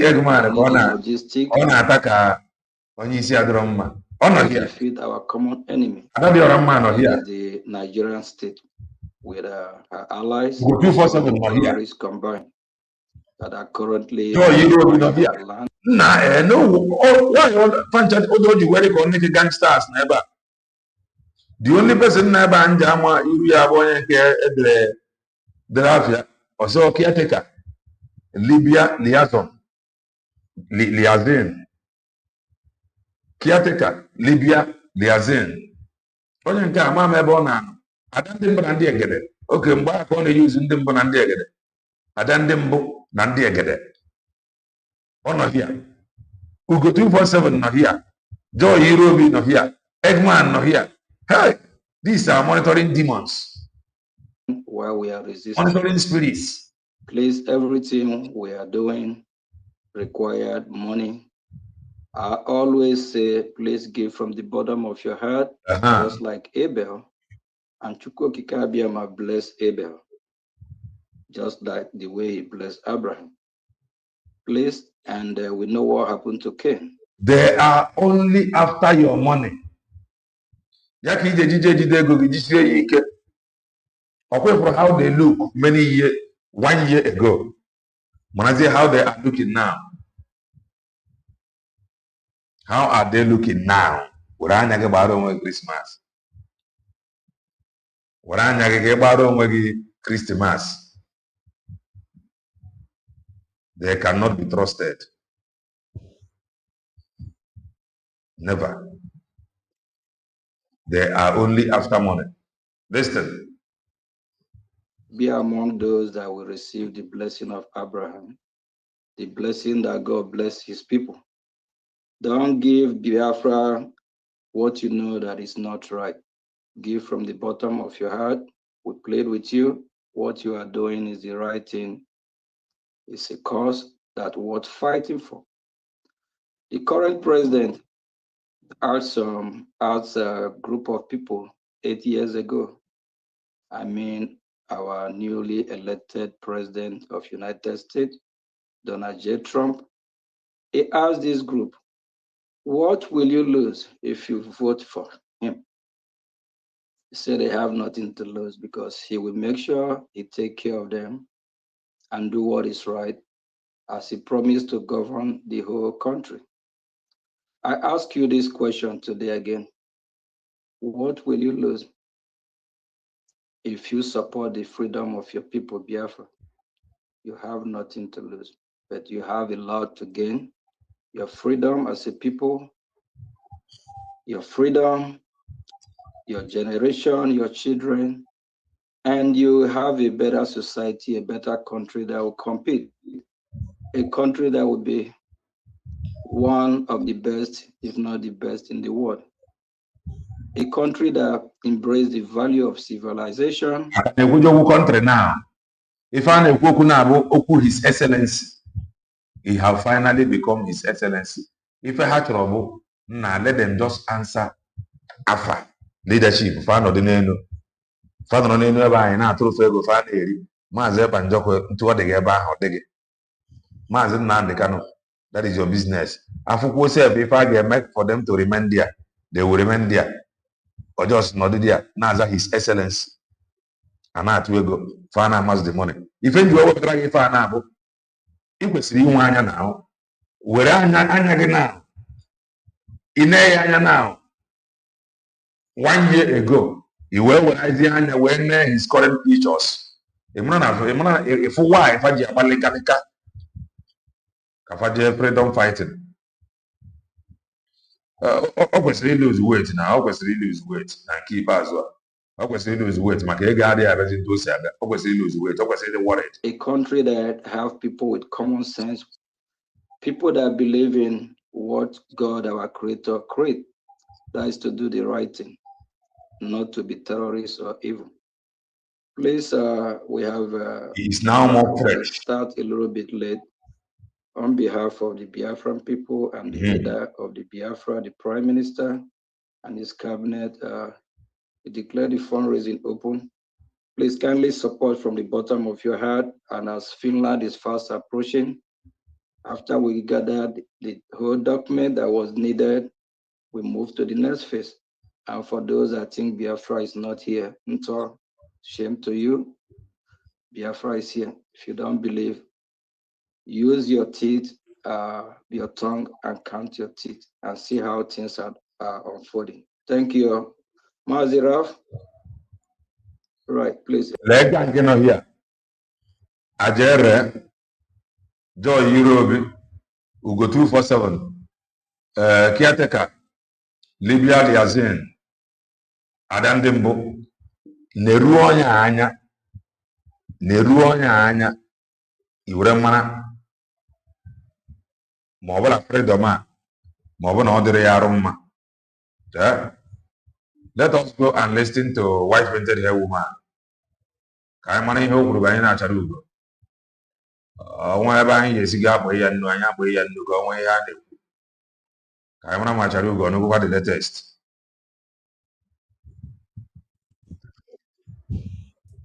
So no Chinasa Nguru Nebu. Okay, Chinasa Nguru Nebu, Una Nebo Simon, Nebo Biafra Angel.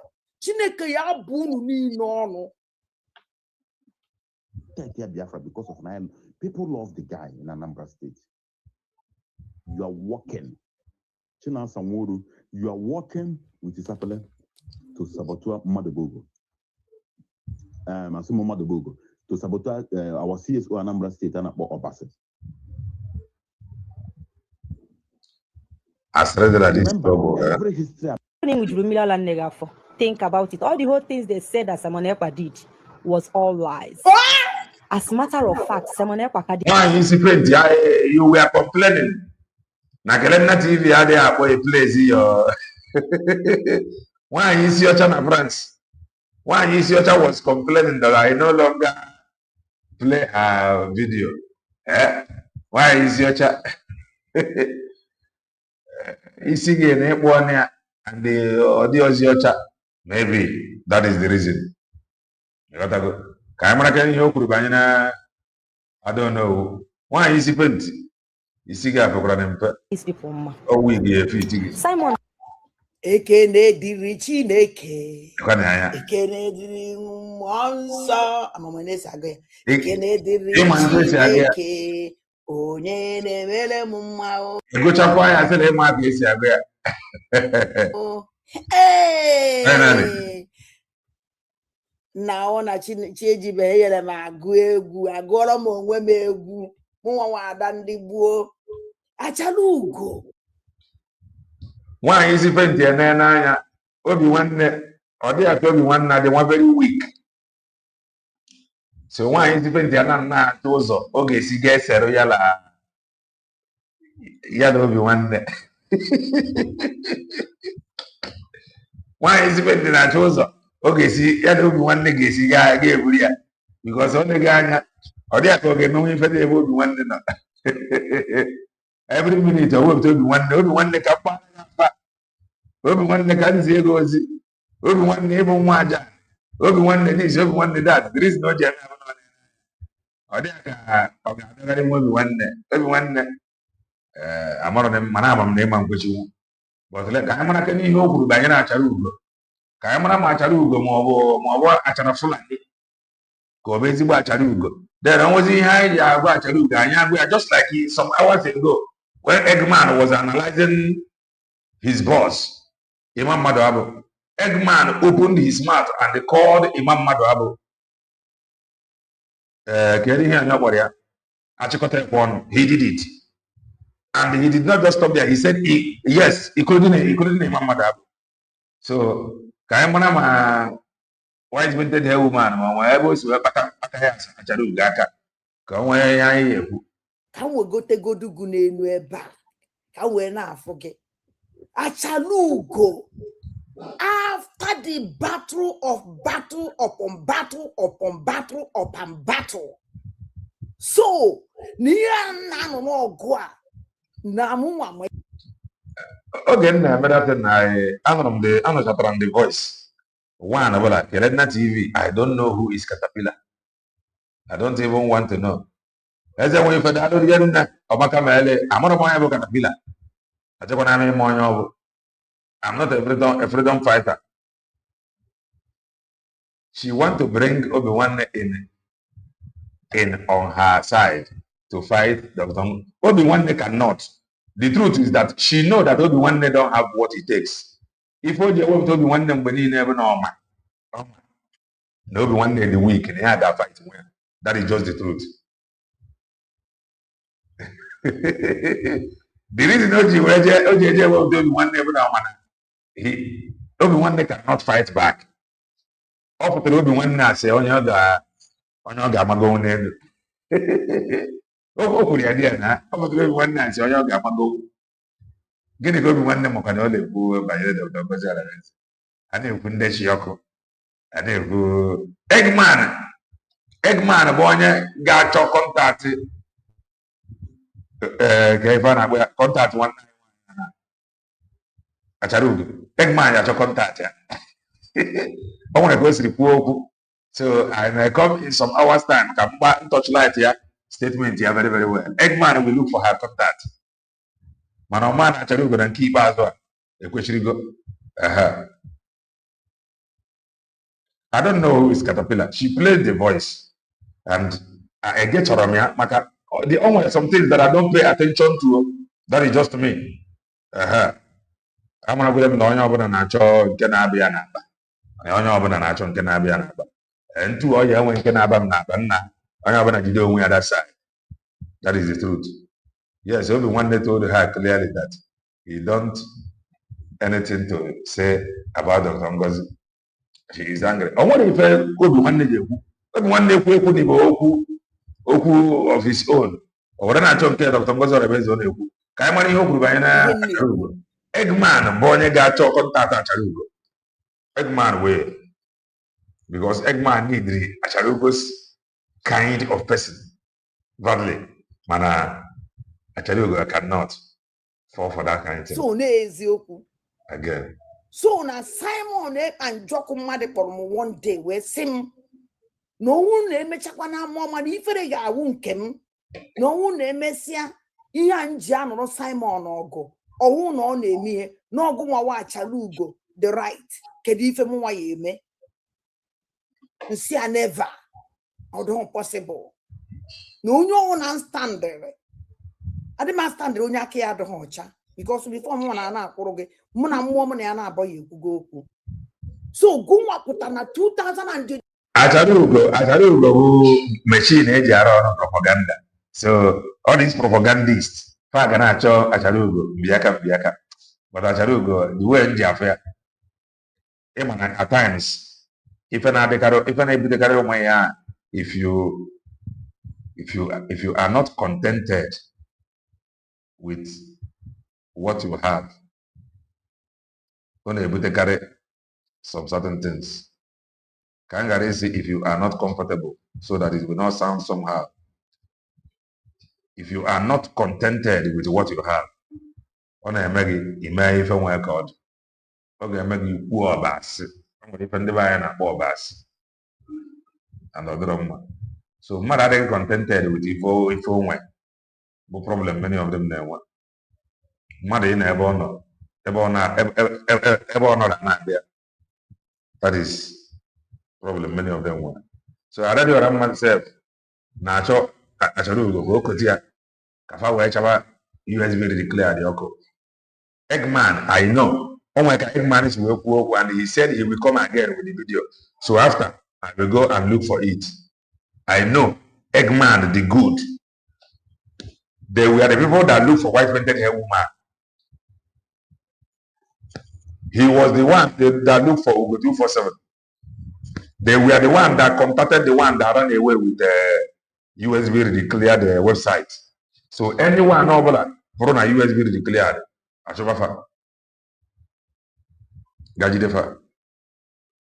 Caterpillar said the same thing about our PM when he was sacked. So it is not a new thing. Once they are sacked, they start running propaganda. Now, I'm going to Caterpillar. Into what the for the fact. You got to go. Young mother, we only go and get the social media. The reason why I don't want to play that part where the voice is very low. 26. After all the battles, when I seen any could about to Simon I say, thank you for that. Thank you. You put your Mbosa kono putasi no na wuchi na asa na ebu na ebo Simon. Chinasa na ebu na ebo Simon. And then the dog of sell out to be a witness na Finland. I'm a baby jilo no. Actually, Kunu go take one to mobile. I have never for one day blackmailed Mazen Namdeka. Simon Epaka these people ma. Simon have never was all lies. was all lies. All of them, they know what Acharugo is capable of. They know what she is capable of. So all of them now, they want Acharugo. They want Acharugo. Acharugo, they want you. Always when you gadgets. You got to go. Laptop, laptop, go. Adoga. Don't want my foga. My name was more effort now. As self-employed. Don't want my effort now. So you want to put a quiet egg man. Come when you find it, when you find it before myself and jump after. So now we there here. Today they are blackmailing Mazen Namdekan. Think about it. If you are a wise person, think about it. Think about it. All the whole things they said that Simon Ekpa did was all lies. As a matter of fact, Simon Ekpa had these people.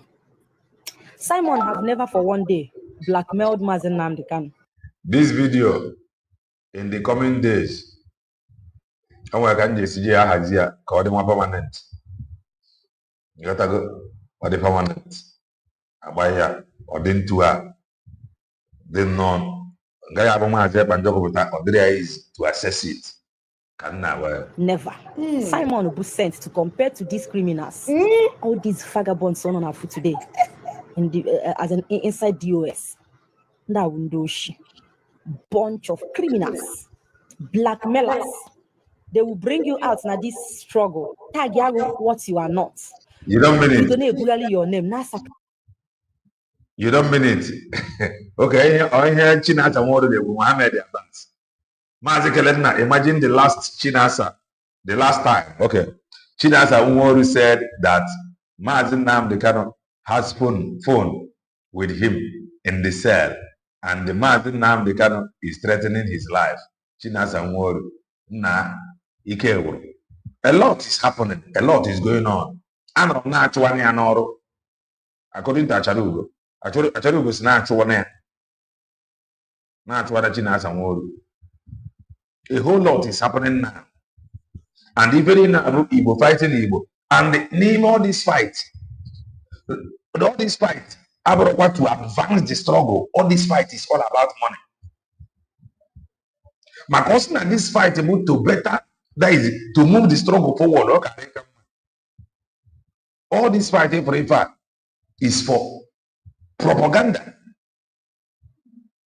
All this fighting for a is all about money. Open no like this declaration by now if I never get there with the ID.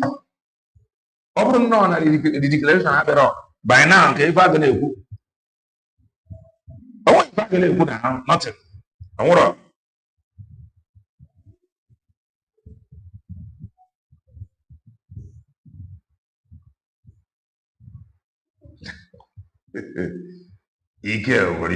Everywhere. Why will people that you go to this Biafra struggle?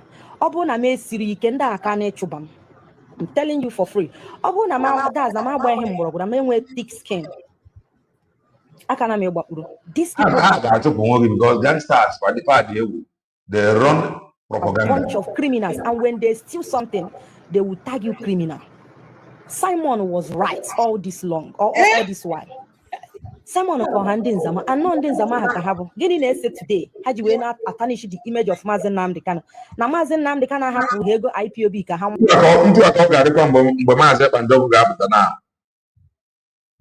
By the special grace of God, I am not evidence. These people that have refused to give us evidence against Dr. Ngozi Orabeze. I am not present that evidence against her. Careful. Because they have not given us any evidence. The only thing part is of where we are. The same way as I do go to where Roger okay, they use here. A man a case in Kacharugo teacher from white painted hair woman. Acharugo case teacher. Muman no for Lono Acharugo, the one of our broadcasts. The man didn't the Kanachone. Muhammad Abbas Nandoja. Achalugo is better than these people. In fact, enebe anya ndị a ga-agbagara ịmakwa na Achalugo kwesịrị ka agbagara ya more than nwaanyị spent and the rest. I have my reason. And what is the reason? My own opinion. The reason e ga-ejije agbagara Achalugo bụ na Achalugo said that he was deceived. She said it. She was lied to. They made her to believe that they are working. They deceived her. Case in Kia Diche. Manandinka now, they have not told you who they are working for. They have not told you who deceived them. Yaka their case is very, very, very difficult. And when you can say now, you can just blame them. Nah, but you just allow themselves to, you just allow yourself to be deceived by these gangsters. But these people that is doing this thing, who are they working for? We don't know. At least many of us then, Manacharugo was working for IPOBDOS. Many of us know. And immediately this neck, I said it here, that this woman is working for DOS, but just wait. With time, you all of us will understand. And it is happening. This woman now, who is she working for? Nobody knows. So, Casey, Acharugo say, oh, you have a it's only her now know what they use in getting her. If you were influenced, what she saw, maybe only one thing or the other, under blackmail, because many of them do. But white painted hair woman, who are they working for? If she is sounding, I am not who she is working for. Obviously, no who possess called I am not that she is possessed. So that going forward, we can, if you want to have anything to do with her, remember that this one is possessed, so she said it herself. But Acharugo said that these people deceived her.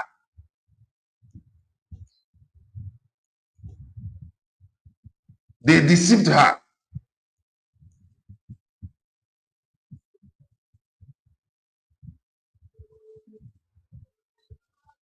Acharugo can assistant today.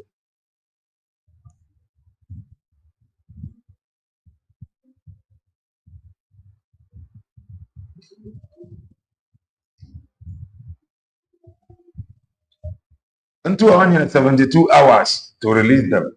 Open the release here, give one on add the 2 days.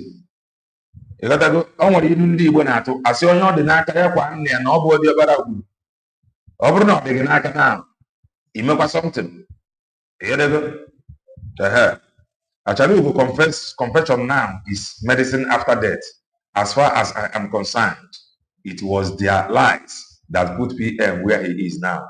No, she can never be forgiven. She was not deceived. That is what she said, that she was deceived. Because even in our saga, actually, we did not present any evidence. White painted woman and the rest of them, even in Abraham now, they have no evidence. And this thing is simple. They are not fighting for freedom. They are not fighting for freedom.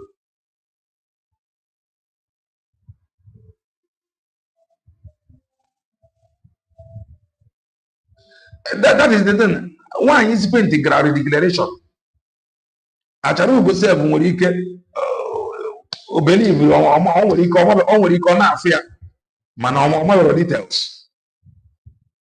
Now that turn around fighting USB declared. Master Pandoku is she know. So when he can say, hear this, Master Pandoku may even forgive Acharugo more than one incident. More no.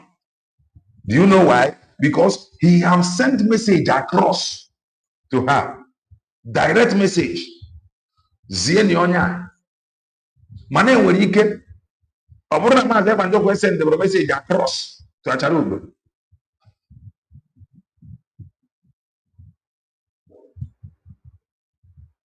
Maazị Ekpanjọkụ ziri ozi CJ Eggman. And these two people who ziri ozi zie ebe ndị na social media na constitute nuisance na social media. Told her to stop. She did not stop. People that, as in that was, were useless for 5 good years. People render her useless, now gossip, now blackmail people. They couldn't do their work as leadership. 5 good years, imagine, work for 5 years out of your age. Can you imagine? Did the people's time waste here for nothing? And I may underground. So, Achalugo. So, Gumawa Achalugo. Mwele ma. The truth bụ na ojiji eji mmadụ adịrọ mma. Ịghọtago onwe onye faji sere ahịa. Onwe onye eji sere ahịa. It is normal. It is the right thing to do. Now fighting to the extent that negbara mwa wanda mo ni ye mesia mi fe gwama that na gwa wa charo nji we sege o maka na nna gị rụrụ dibia aka your father is a native doctor man onwugo ka don ki jeje tuturu ekwa ọkụ nna gị ono nwere ntụ na mmadụ mkpụrụ no ne matara n'aka nna gị odo ki eje we bia trete mu nwa ada ndị gbo oh even you very aba kan no sia okwu dị nwa ka ọ dị ka ichi ya o mere mgbe ọ tretin nwaanyị isi pent ọmakwa na ọ ga-ebe ada ndị gbo achara ugo were ga-atụ ada ndị gbo egwu nekwa gị oju ga na awara eze achara ugo at 2026 after ka atụrụ the Maazị Nnamdi Kanu life jail Achalugo ke putazire ko this nonsense in a corner. You don't use your platform to fight for the Maazị Nnamdi Kanu even one day. You never one day use your platform and expose the criminals. The way these people take some of these their platforms, they tell now I want to say them use your platform. Fight for our leader Maazị Nnamdi Kanu. They have been fighting with their platform and how can I operate for themselves? Fighting with platform. Ladder, you use your platform to fight us, Simon and Joko standing up for our leader Maazị Nnamdi Kanu. Simon and Joko that was doing something, encouraging them, advising them the need if I no. Makano be far not be figure about the Maazị Nnamdi Kanu. They can go. They fight Maazị Joko or fought Maazị Joko. At the end of the day, Maazị Joko abaime at one Maazị Nnamdi Kanu life imprisonment. It's of a truth or medicine after death. Mana agemani owanga. What's that from more brabo? Juda wari da jide sie ike ka mmiri isi happy we are. You people, there as platform gay. Nkana ko Prince Darlington. Nkana ko Paul Achebe. And the 1 billion teeth. No others, and don't know na Twitter there, don't know na Facebook. Kedibe une mero. But I stand gidigba. And up to today, I still stand. And I will never stand. Just get what the plenty of man. Because a whole lot of confession gap that. A whole lot gap that. A whole lot. The gap that. That is the truth. So everybody should get ready. In fact, if you have not prayed for it, pray for it. Because these are the stories. Game unwero nwa to mobia. Ana call the akuka now. Okay, made unwero nwa to. Open these stories ya garo. Ana aka how countries in what unwero nwa, you go sweet. And I got now. So if you are not praying, pray so that stories like this can come. Confession like this. Can confession like this be? All the very, very important.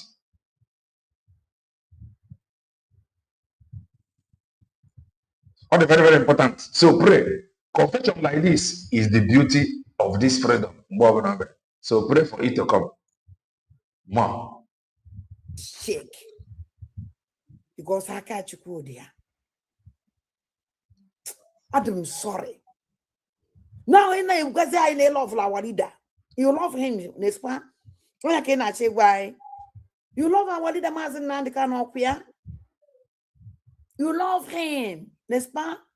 Onya kina chekwalai, but you did not fight for our leader. If you can't fight Robert Obie, if you can't fight Robert Obie up to today, I fight for him. I fight for him. Now I fight all these criminals.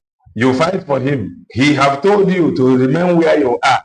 Yet he told you tomorrow now, you will be shouting on social media, oh, I was fighting for Batobia. I was fighting for Batobia. Batobia, you know, there be no. Nga was no on your terrorist. About simple Eggman, but where he cannot put every feel they feel that you are fighting for Batobia. Batobia out of Nga, who no celebrate and not only anger terrorism. Yeah, and the doctor goes on the chief of staff. And lawyer Nigeria Netagaseba had a terrorism. I know what here, who are you working for? At least at Charugo, we know that Charugo work for DOS. But who are you working for? Who are your orgas? Who are you working for? If I do, I expose them. Now me expose every day. If I can your platform where me. Instead, your platform will stand there up. Fight a man who made you, a man who bring you out. If not our leader, Mazen Nandekan, who will know you. Achalugu, man, I want to be a flag, and I can't worry the Mazen Nandekan, Makwebi Kaleno today. Okay. Makalebe Kaleno. Man, I've been Mamba because somebody found him. I want to find him. So, target you on the phone, you which is was up. George Gabo, La Biafra, no, Sian, Lucasian, or Yakuno, you will know for something to offer on our joy. So many of you, often have gone on 2026, Gabiana, Ghana, I declare, no, that is like I am in control of our land. There are many of you know they many of you believe that. Because you know you put see everywhere, but now. Na mwere nwa abịa na ka ịbụrụ Duncan, mwere nwa abịa na ka ịbụrụ gọvanọ. A hero. Hero. A heroine or hero. I'm calling us only. I'm on my own literate. Only we Mama has to pay my name. That's the woman. You are very correct. I tell you, Chenia and she She thought he was fighting for Mazen Nandekano to protect Mazen Nandekano's leadership. If I have the way this is and it's more thing, if you ask question, you are a sabo. Ask them, where is your evidence? See these people. The team make the mirror, they don't even ask Mazen Nandekano for some things Mazen Nandekano sometimes they don't even think.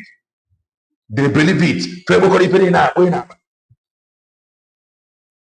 But not me.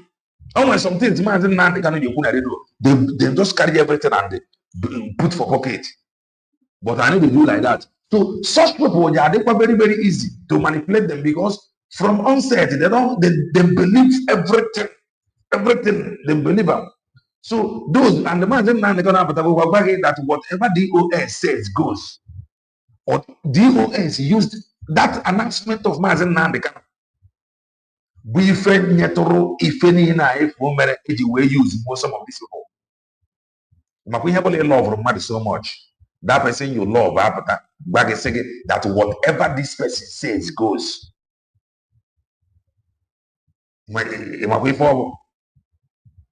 So the gangsters now banked on it. Buy go for one-way ticket. No question. Because whatever they say, it goes.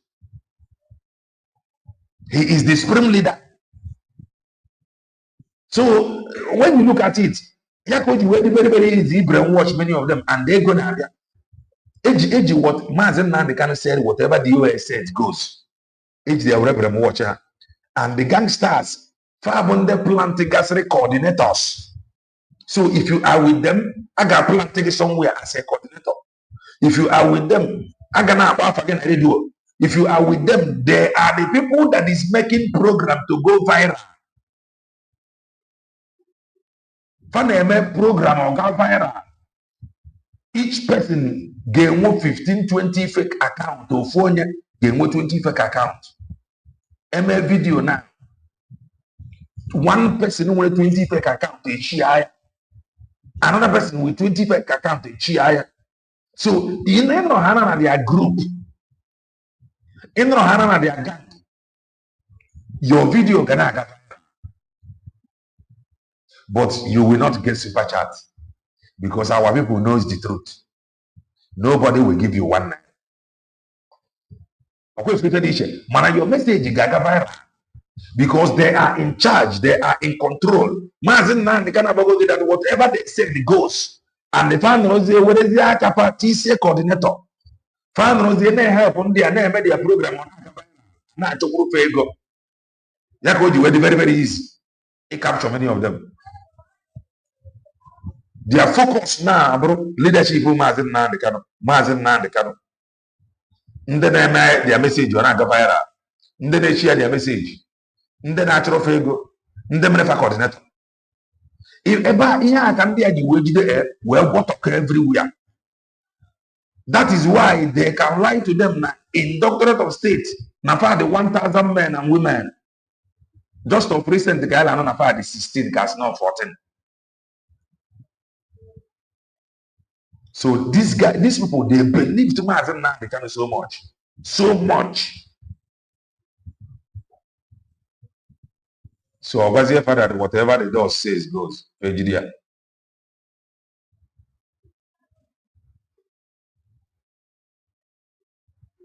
But chica.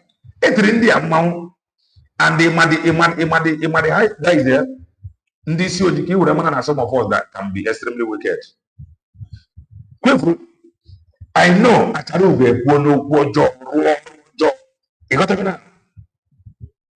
Mana, what is this stopping many of them? Now, many of them have realized. Any of them that have not realized, we can listen to Acharugo, the person we know that but where are they? Even Methuselah, but I'm going to second and where but I'm Methuselah can have and where but they justify. How can I tell how to twist it? But Mazeb and Joko were a group on Kiagaba. The same person, he is contradicting himself. The same person, Gabare, no, but they are disobedience to the instruction of Mazin Namdekano that gave birth to autopilot.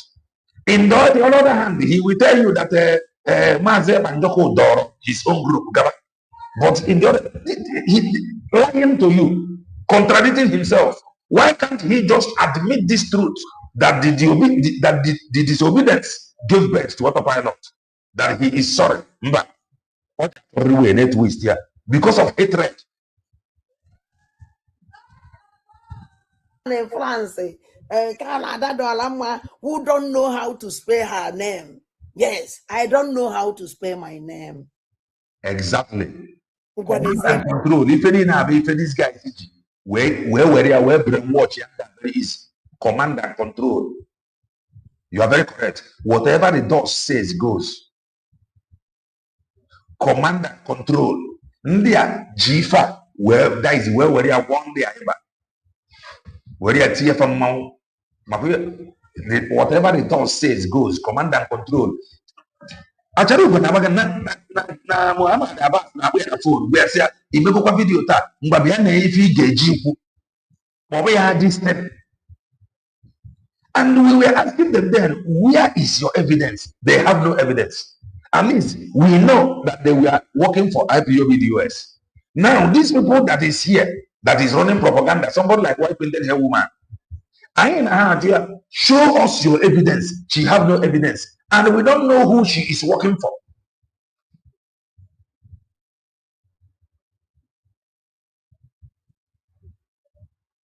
That is the truth.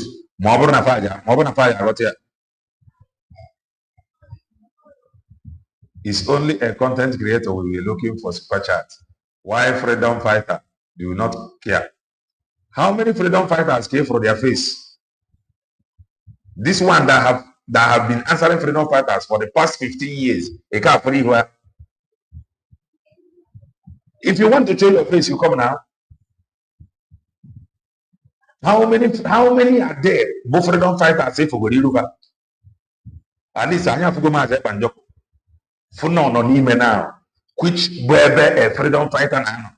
One of the place freedom fighter now. Maze Panjok no there. Oju face here. So those people that you think that is fighting for freedom, why are they not showing their face? Can the United Nations invite faceless people? Faceless people with no address. How can the world reach out to them? Shameless people. That is why these same people told you that the BBC Al Jazeera was calling them. It may be lie. Because even now they are too pompous. When they say that, and I know it might be lie. They say that Al Jazeera, BBC, all these powerful media houses was calling them. As we federal no makamele, I will forget what super chat. Oh look, I will forget. Na if there's a way for me go super chat. Iye de ku bezioku. Freedom bezioku. Freedom fighting bezioku. Mazin na ndi kanu de ku ezioku. Kedezioku na ku no obodo bụ nga dara anya arụmma. Ande maka ezioku ahụ na ku ka iji wega support where. Maazị Pandoko pụtara na-ekwu the same thing n'obodo bụ nga adịrị anya arụ mma. Ando maka na Maazị Nnamdi Kanu kwuwere ya ka Maazị Pandoko ji wepụta support where I am with you. I am here to help you to get him where on. You people fight him. Now honorable him and you people on show me. Or I'm not gonna match you go with it somehow. Maazị Nnamdi Kanu said, how can you be working with people that our people don't know their pieces? How do you think you will get this freedom? Only you. You have DOS. How many of them, nobody knows their face. That is why I don't take them serious then. I don't take them serious. I don't take them serious. All of them that surround me, I don't take them serious. I do listen to Radio Biafra, but serious. Me, Kelena TV, I don't take them serious. Because I know if I come in a family, one now what if I family? He introduced family, IPOB one family, and many family. And now is this family business? Now freedom fighting and when you have a family, declare it open. Oh, IPOB one family, there is nothing like family. One family.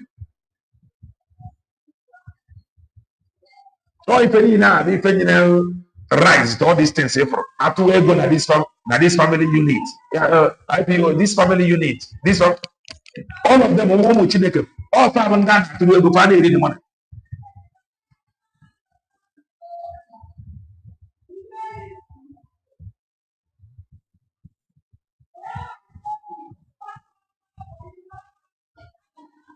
This is the lie. You have the lie. I will respond to you only but now, so that you will know that you are lying. Mazi, out of all the people who claimed they are freedom fighter, is only a very man, son, Abarawa, Sonny, that do not monetize his page. Abarawa Sonny, Abarawa Sonny, I don't know my YouTube channel. Man, Abarawa Sonny, is he a freedom fighter? Is he more freedom fighter than Maazị Banjoko? Okay, Simon. Is Abara Wasoni more freedom fighter than Maazị Banjoko? Can he on him? Can he broadcast on him? Can he exposition on him? What is he doing? Like Eggman, Hannah Sonia Barawan, he told you how many thousands of dollars he will receive. They are getting money. Why when the woman confirmed it, they were receiving automatic payment of $400 every month. Guinea call monetized. They're going to call monetized. Somebody that is receiving $400 every month, can you also monetize YouTube? Or we make video and you get $2, sometimes $1. At the end of the day, hell, we tax when you finish take all the money. Some month to serve, you will not get $100. You know, come. So they are getting paid.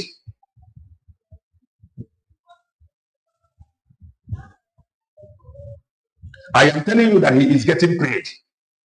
Eggman on the Baragana, many of them are not profitable. All the function even my government in a help.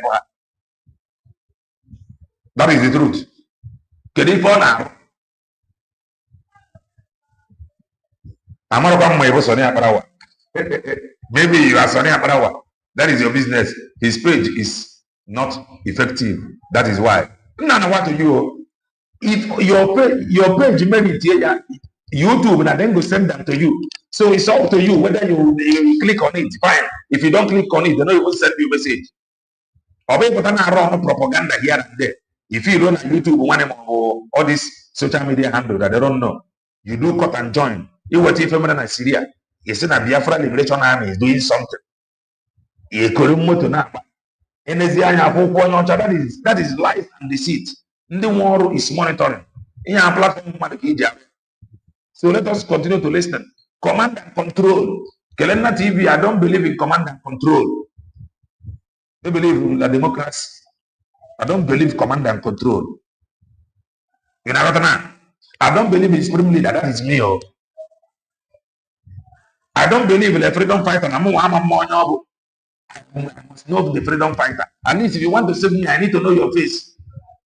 Unless we're in a homeland or in abroad, I must know your face. So I am in support in the homeland.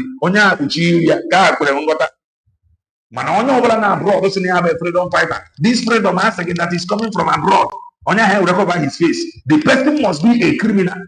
And anybody supporting such a person, any regard what I have to do. What are you telling me?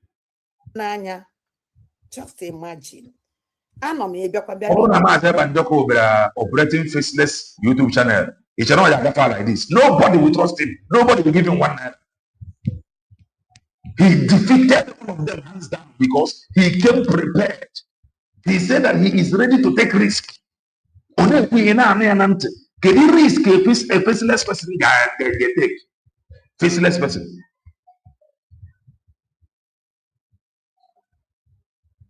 I'm a content creator. I'm not a freedom fighter. But I'm the modern nature. Go that in if you go to your family, if you go to your family meeting before,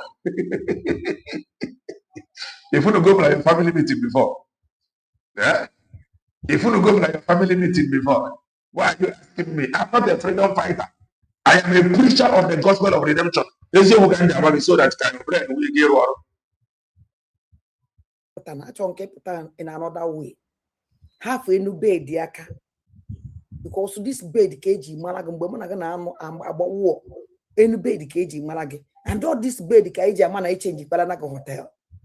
Because some bound as I will go in, I'm going to go. Then they change the hotel, can they change your eh? A little bed. Nah, a whole lot have happened like this very strong. From one hotel to another, even I change it every day, and I change the hotel every day. I don't bed. KG man, then they change the glue. So, I'm like a was good in the bed here. And is an insult and the woolly disgrace to your husband. Hey.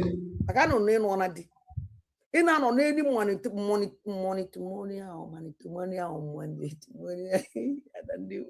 Rap on any go many on them. mgbara ọtụ ya echi ọrọ amana ya ma ife ọzọ ị chọrọ ịfụ o nwere ike ọbụna ya nwee ego stand na ife ndị ọzọ rapụ ya gegodi eziokwu ọ na-ekwu rapụ elu bedị na ihe dị na bedị na-atụ ụnụ arụ all these freedom fighters who make pneumonia home room or bed no na were na ọ na-amara n'ibe nkwuru were na-eme life program. Nobody does that. I kwesịrị ịkwari onwe gị ugwu ọnwa adị Igbo ka ewu adị afụlụ ụmụ nwa adị Igbo anya rumu obi nnukwute obi gbara nzuzo na ezinụlọ rum ebe na-alarụ ị kwesịghị na-egosi ya na social media na ya nwere ịdị n'ọzọ n'elu bed go na digo na ala ahụ isi ọnwụrụ na bed ya ka ya dị ya na nwere two bed ihe dị na bed unu eji etiple na wee na-eme program na nwere onwe ndụmọdụ ka nyere gị mgbe ife nji ekwusi na idu idiot because we are my junior sister atụrụ ngụ mụọ gị mụọ nne gị so ihe a stop ị na-apụta n'elu be nọ n'elu bed gị na di gị ọwụrụgodo na gị na ọwụrụgodo nọ n'elu bed gị and number one always insult to Biafrans ịdị nọ n'elu bed wee na-edress Biafra stop it ya dị serious na anything on na na-eme sa na ma kenegodogo na asụsụ ụnọ na asa because asụ na ma ya ha bịa hada with you people no because all na fight on na ya na peta na asa asụsụ na ya na apụta na-ekwu okwu no fejiro matrimonial bed etiple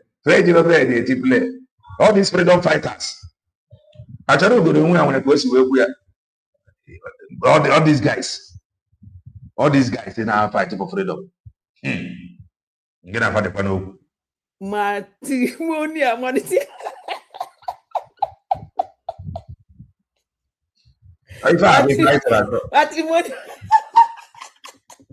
ife a ka anyị chọrọ achọ ka ọ kpọtụkwa mana achọrọ obodo ọrụ na-echenji ole ezigbo bite a enwe ike ịgụta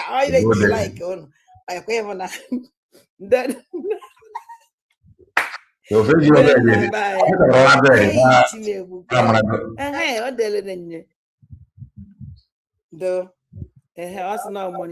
monitoria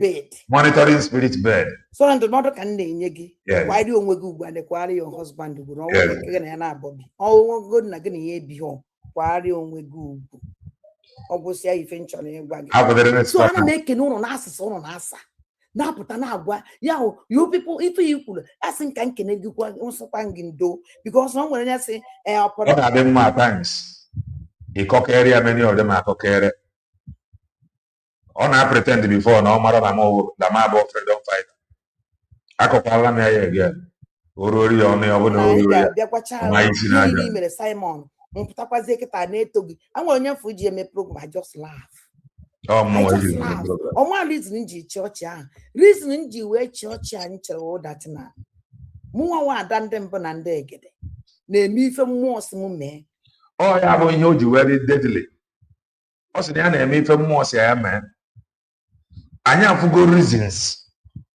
edeceive ụlọ ọtụtụ ndị mmadụ because of command and control whatever the DOS says goes.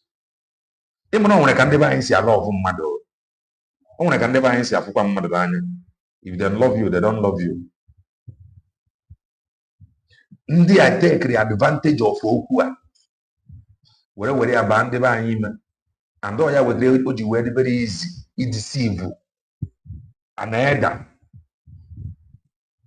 Methuselah said it now. It's not as if they were getting paid though.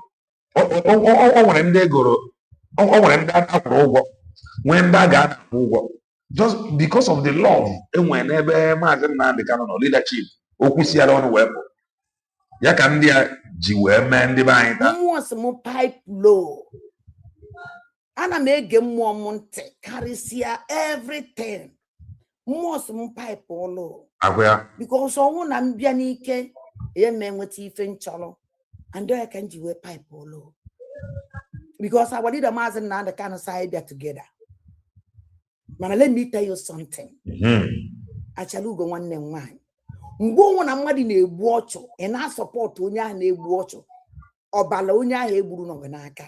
I told you this mgbe ahụ ime unu tubekweche na unu niile dị free.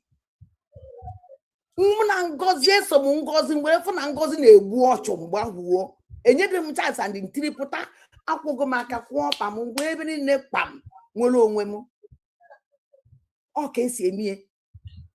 And that also you have no evidence to it.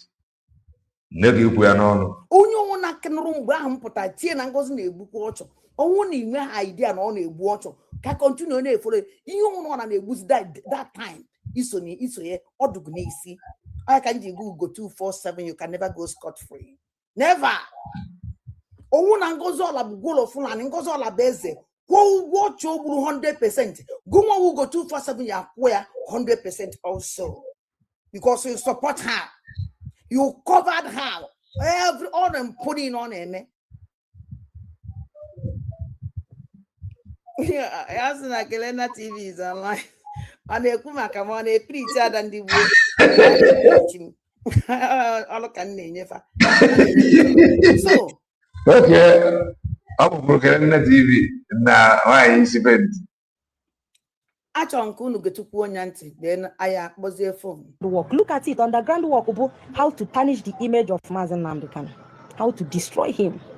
Onyabu the underground work, these cowards name all along, all this while. To tarnish the image of the leader of indigenous people of Biafra. They said that na Simon had all rights. Simon had the rights, he know all along, all this while. He was right. And there were a bunch of criminals. When you have pastor, in Zama, thank you. Group of Zama, people that failed. They failed their leader. They failed their farm people.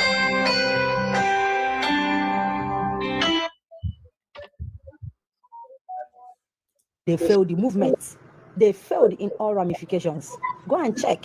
Simon had the rights all this while. But that is story for another day. Forget.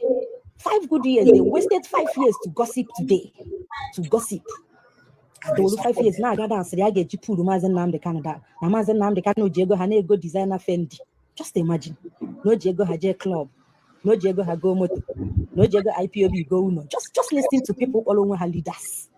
A chikolo one chikote one. That's on a normal ground. And that was seen on a village in Ebuapu. That is the truth. In a normal ground,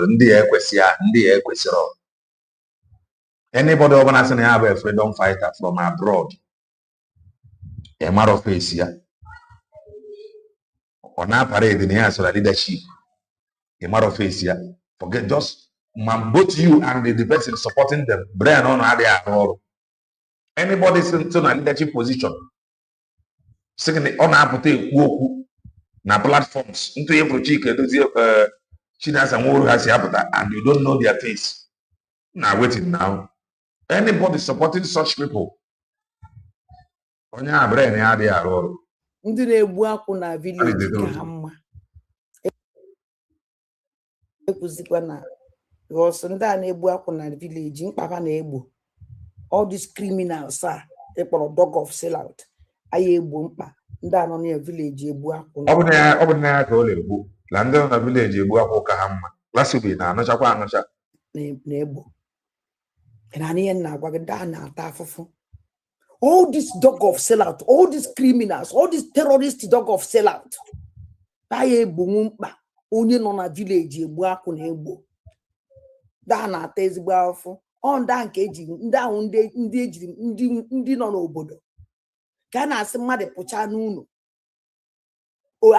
enwe aka ji obodo ọfa nwa aka ji obodo ngwa na-ekwukwa ka na-ege gị ntị. So this kind of criminal terrorist people enwenataghị ike ịwụ ndụ enweghị ike nọ na village igbu akwụ because these terrorist people nọ na village igbu akwụ no problem, another big problem. As in Hajida was time no waste. Did the people's money no destroy? And they cannot sacrifice anything. This same man has been fighting for all of us. But all this while name all hell. I'm a bunch of mocap during a DOS. Well, my precious time. Now fight an innocent Simon Ekpa no long way. Sinam cheated one with vagabond song. Look at how they are paying us back. They are paying us and they kind of for suffering for us with gossip, blackmail. No dinner long 23 fight. No matter Simon will put a cent. Pay for Simon Her fight only defend the leadership. This same leadership, Brandon defend it today. Duanda, the reason if I defend this leadership today that have not shown anything. Faro will come 5 to 6 years now. They will tell you now the doors are wise. Always Mugu no the finish. Mugu no the finish. Mano, if I be for Jordan here, Mugu no the finish here. Wetaro onyana aro yahoo. I believe that Mugu no the finish. Ona mmadụ ego n'ike. Onye ọ nara ego nwere ike si n'enu mmadụ gbuo onwe ya. Ọnwụọna. Ọ gwaghị Mugu no the finish. Ọ na-emere enjoy. Ọmanụ n'ogbugo ọchị somewhere. Mugu no the finish na Biafra struggle. If you are not careful, fag use the people using you, you don't know their face. They will tell you to come and fight that they just over there whenever kind of mother. Is it because we are outspoken? Is it because we are stable? Now they say white, say red. Imagine what some things that have happened like this very social media now is enough. They were here. It needs mental toughness. And the more nedugije, he believe the propaganda wrong. The highest propaganda. Propaganda wrong is not to compare with propaganda. That is the truth. Because these people went to Finland together to declare Biafra. They went to Finland. They were there, okay, the whole plan of the Fundraising cabinet members. All of a sudden, change the voice. Before you marry family, mental toughness or take it. And then we know Madino from Oge Kere that I just finished speaking with Maze Banjoko on the phone now. You hear it and you still stand about. And then about every day, no popular social media. Maybe now no query USB declare. All of a sudden, no get see from nowhere that he just finished speaking with Maze Banjoko now. And you still strong, maintain no query USB declare. It is not easy. That is the truth. It is not easy. The highest propaganda on group. But these people know within. They can from far. Now, Bama Banjoko Tako. Now we autopilot. Man, now Bundesu ID card, the functioning ID card, the functioning in the cabinet. Open a mother joke candy gave believe their story more. Between the story of Ifemered during the time of IPOB, the US, and the Maze Banjoko. And what is happening now, the gangsters from Ndefana Maze Banjoko Roro and the internal fight of Tongozo Rabeze. The story can you believe more?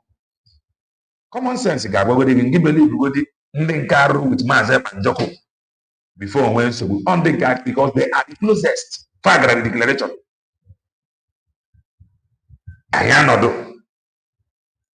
Okay, I just finished speaking with PM now. It is said it is Emmanuel okay, it is we can never forgive. We can never forgive them, bro. When time comes. I'm not telling you to forgive them. It is not even in my place to like dictate for you who to forgive or who not to forgive. It is not me. Neither is she apologizing to all Biafra. So that is one. Number two, mind who you are listening to. So that K already contaminated. My contact is not on social media. It is for a reason. Thank you, Kelena. I saw it all in you and the others. The chalk, no be child play. How can you put me together?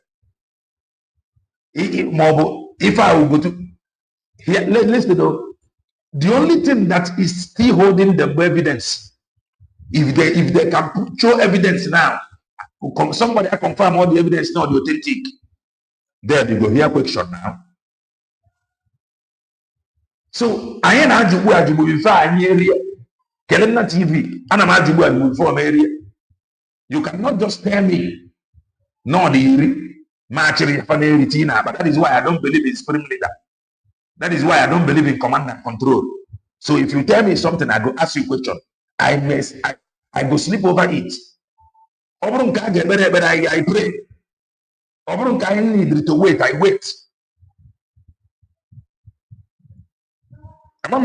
So all this propaganda we have been here standing the debate is not easy. If you know not easy, but it's easy when you come up corner. I am telling you. Why is it but on our evidence? We go 247 but on our that he is coming with evidence.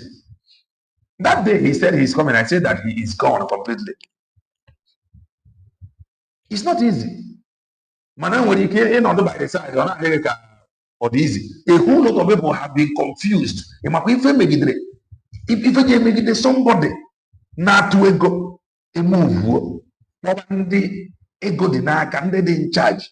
Can you please convince me the more so that I can put more money?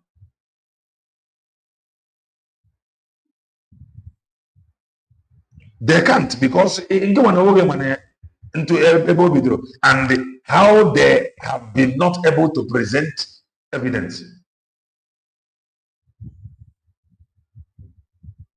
They have not been able to present any evidence, and that is the only problem. The thing now, the truth is that her apology, Acharugo's apology, cannot be paining you more than the pain she is going through now. Many of them, all of them is going through serious pain more than the pain you are going through. Okay, because Nafade Abte Bapa, because they don't cry like child. They feel that they are strong. They are seeing hell, but you will not know. They cannot tell you. They cannot tell you what you are. That is the kind of thing they face daily. They cannot tell you. You don't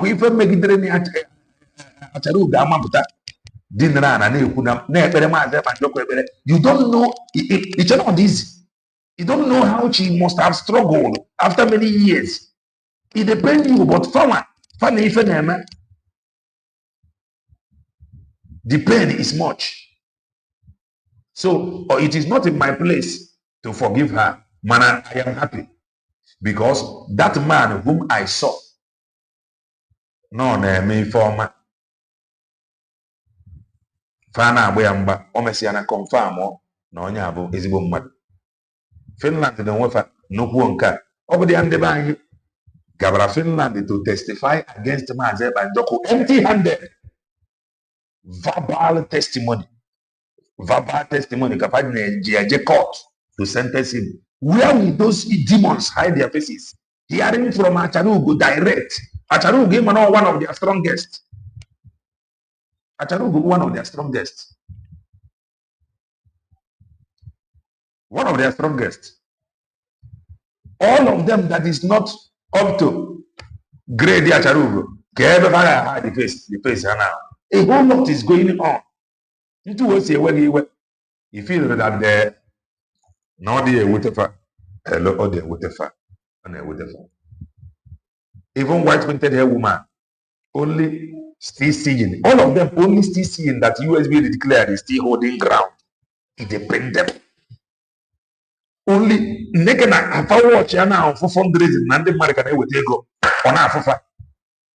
For watch about fundraising now, people are there on Africa. It depends them. If you are in their shoe, you know go feel carry more. Find their shoe. You know go feel pull your leg there. They are seeing hell.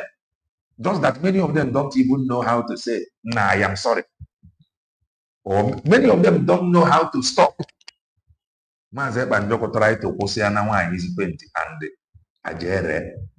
They received call from Finland. Yet, far continue. Simon Simon God will bless that guy. God will bless Simon Ekpa. Na me they talk am. Chukwu goziere Simon Ekpa. We Achalugo nwanne nwanyị. Ọnwụ na fight ya ga-ege. Ma na nwe ezigbote onye nchu. Na fight ya ga ọzọ. Ikwusigo ka ife ọzọ nchọ ka ikwukwa. Ikwusigo.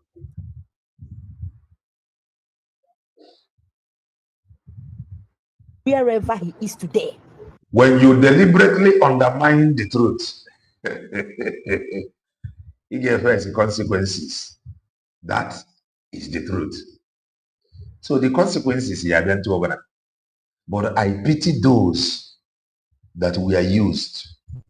If I call the America, if the opportunity to even say sorry, if the opportunity to listen to those that mislead them. Like you must be very, very careful. It's very, very, very important. You must be very careful. No matter what you are doing, no matter how your mind, what your spirit is telling you, make your spirit lead you. Keep emotion by the side. Here. Don't bring the emotion here.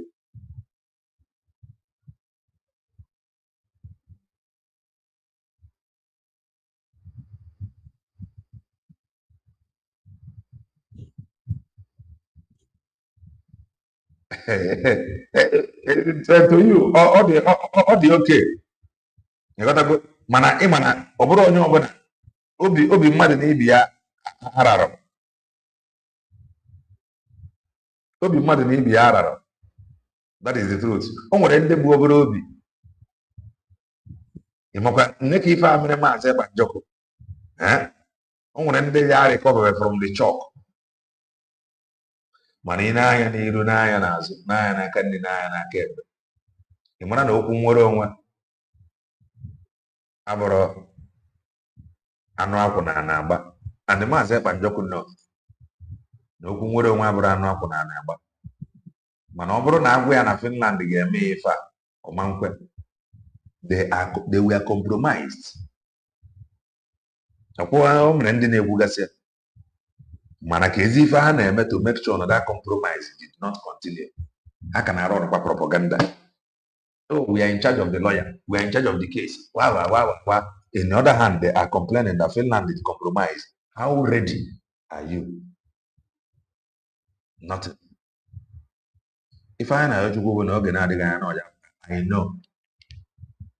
it is normal in every 12 and when you does. My own opinion, not even opinion, divine revelation on Maazị Banjoko that he has something to offer. Not that he is coming to lead, to be the head. He has something to offer. That was how it was revealed to me. Maybe the Quiveria.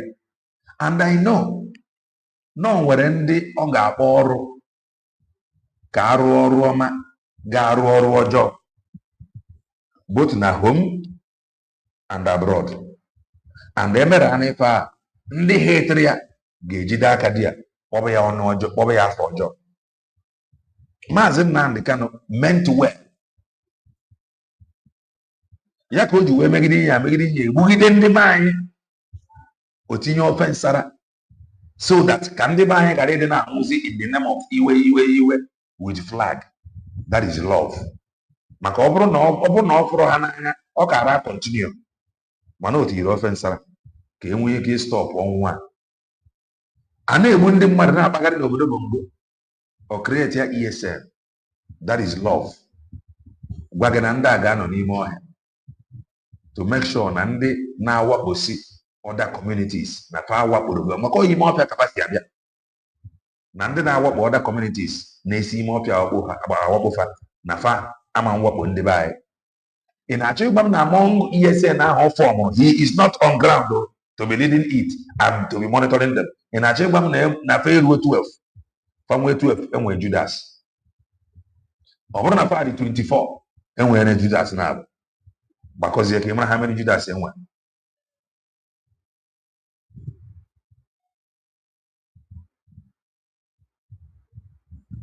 Yes, ịma mgbe ụfọdụ o nwere ka mmụọ Chukwu si arụ ọrụ. Mgbe ụfọdụ mmadụ nwere ike ịpụta na bido kwuwe ife omero expect ikwu. Ọ bụrụ ife ya bụ okwucha like this, you will be like, how did I say this thing? That is, na kemgbe ya kwuru ihe a na ya ma ọkwa. And mgbe emesịa now anyị nwande nozi ebe a na afụsịa as no buru ya n'amụma that he foresaw it.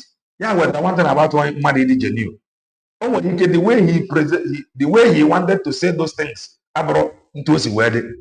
Mana based on maka na today ga-abịa okwu afọ apụọ ya n'ọnụ. So that when you now listen to it, o were ya gbaa gị ume n'ife na-eme na ga-anọrọ very strong. So at times ụdị okwu a happen like prophecy. It will happen like prophecy. That is because it is the truth. It will happen like prophecy. So that when that thing begin to happen, you will be like, but he said it. How did he know? He is a prophet. That is the Spirit of God setting the record straight, directing you. Just like he before Mazen they can win or they are safe. Or they are safe because or say, go and listen to Simon Epanjoko and share his broadcast that he is bringing new dimension to this very awareness he is making. Those who don't understand, I got here. So, maybe I introduced already. So that oh, you are not oath member, you are not this, you are not that, you are not this, you are not that. You want to know the Spirit of God in you. You will not be looking at it from the oath angle. Because but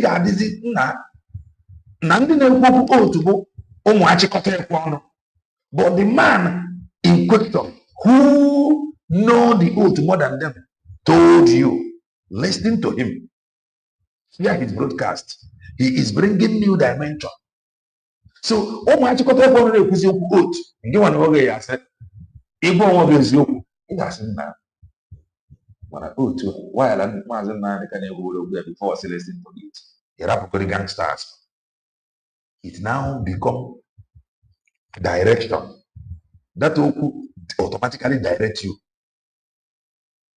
to Maze Panjoko. Maze Panjoko make it here.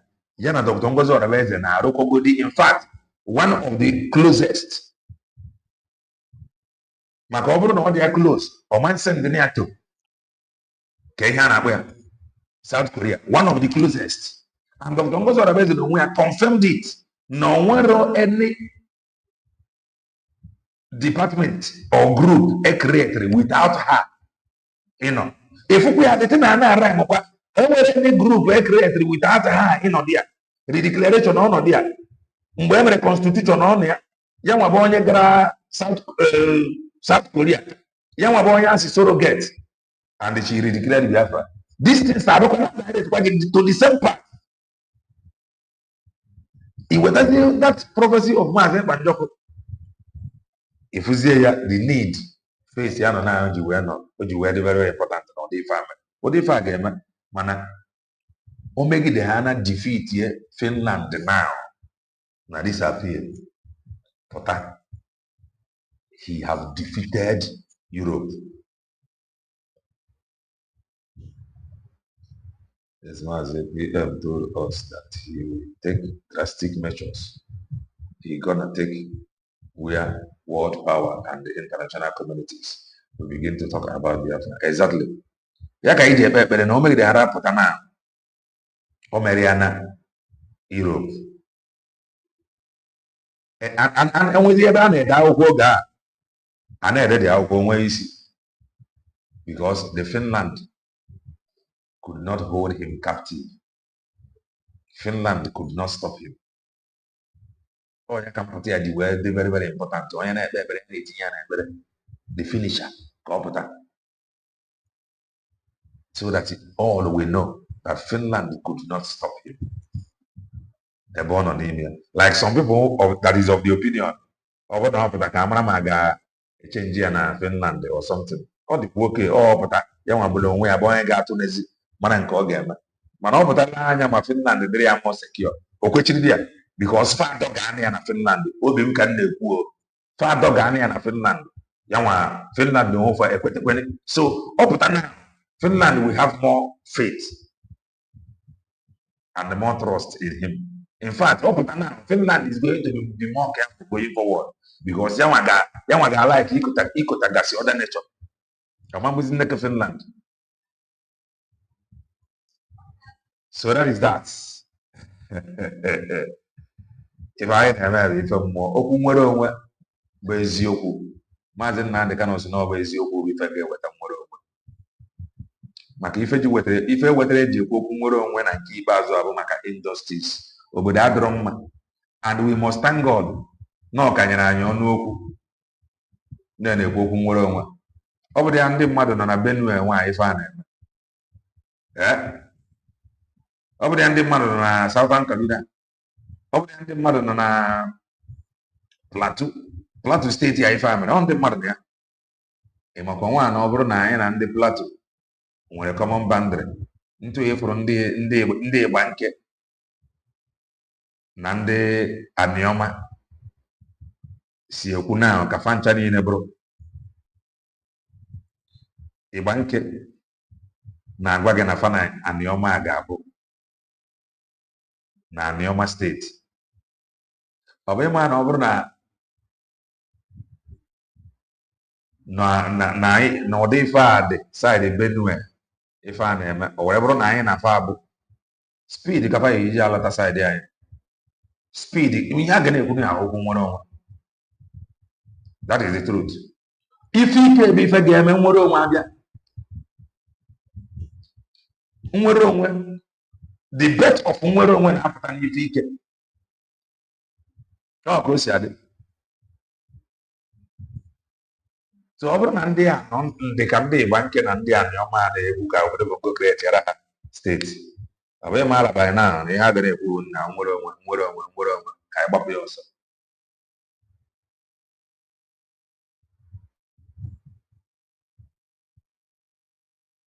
exactly ya nwakwuru ya ntụ a mana ndị na-akpazi ndị mmadụ na-adị esi terọrist na-egbu aka ndị nke daizie mana ihe ọrụ ya ama ife akarịa na ya ka onye ọbụla ga-eji mụrụ anya dị nwa very focused under USB declared. There is something Dr. Ngozi Orabe posted about Ikem Guruago. I saw that video. I listened to it.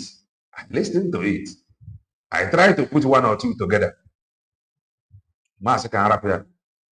Ngozi Orabe did not share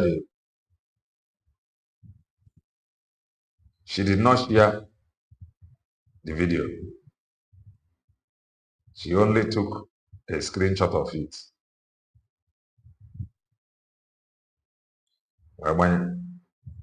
If I were video,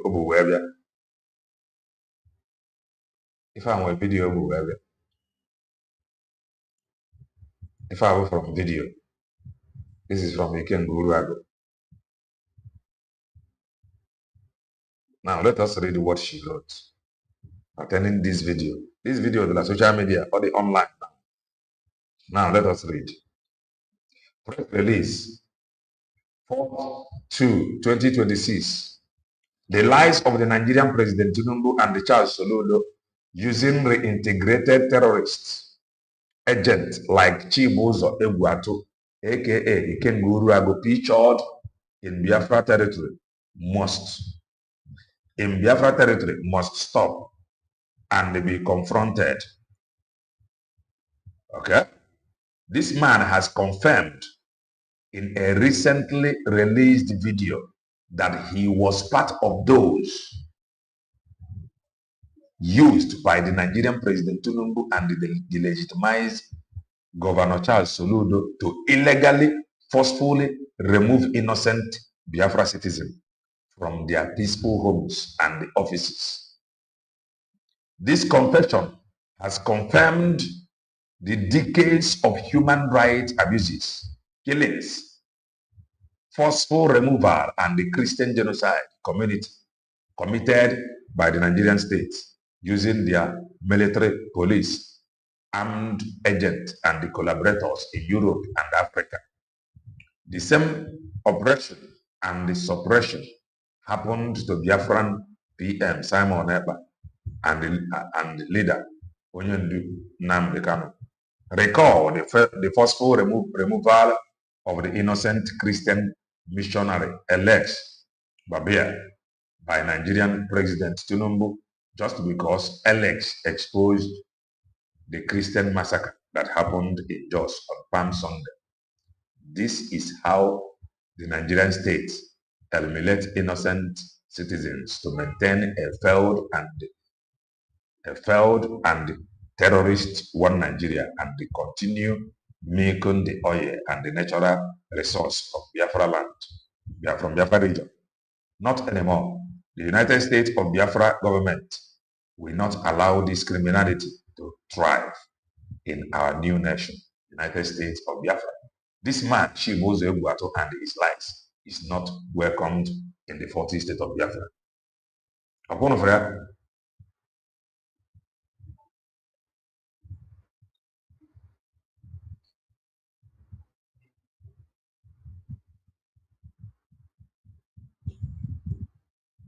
all right, let me see if I can get this video.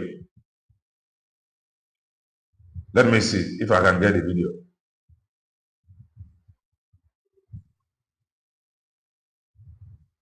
She just debunked it. Kerevan for video.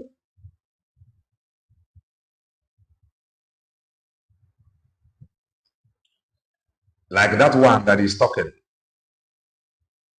about in 72 hours.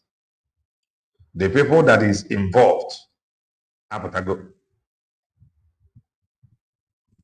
This is the picture, Dr. Ngozi Arabeze, or the video she was referring to. If I have the video, and I'm going to play it. We are our own problem. Obodo bongo na ndị otu fa nọrọ onwe fa. Ị ga-aga kota fa. Ịkotazie fa, ị chọbazie onye ga-emere gị magic. Ka ewepụ fa. Let us, ọkwa ife ife ngụpụtara gị now from Dr. Ngozi Arabeze. That thing come from this video. And she have made this post banyere nwanyị ndị uwe ojii ji. I think maybe 3 days now, and the same post boyfriend that guy was referring to. This Iken Guru onye Igbo na Biafra. Ọ pụtago gwa gị na ndị otu fa lead security operatives gara jide nwaanyị a. Ọ ịpụta ịmata n'obodo bongo they are not spirit. Adịghị eme ntu a n'imi ejebe ọrụ. Somebody somewhere akafa na there, and they can be far aka ndị be anyị. Why ojeme? Because we are our own problem.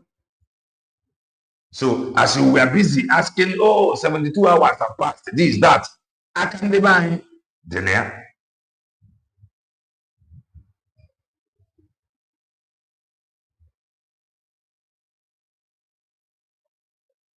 You are very correct. You are very correct. Tina, you are very correct. Omegidera will know this appeal. Uche nkem ya kwechiri na Finland. Sabazi other nations. Ga kwekwara ya.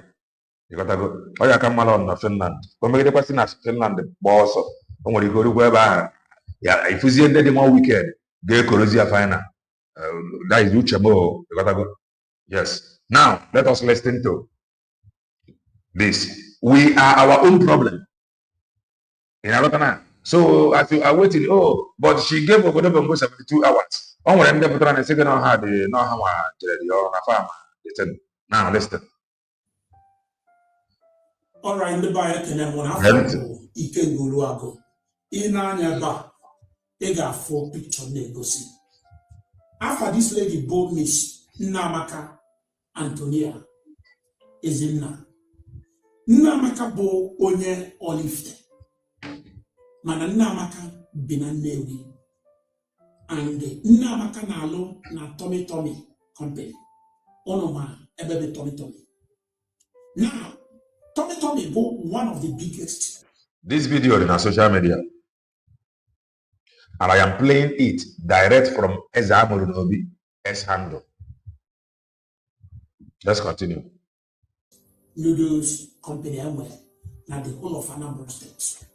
I think after Indomie, Obono Tommy, or maybe Tommy can Indomie. Amara keke. And this Nnamaka Nanya na Lona clinic. Because Gepante, nwaanyị abụ onye Dr. Ngozi Oribeze na-ekwu na-eji eji. Ọ maka nwaanyị a ka o ji wenye 72 hours. The guy that was asking about 72 hours and how it elapsed. They come and listen. Na ndị gara dị ọrụ nọ here.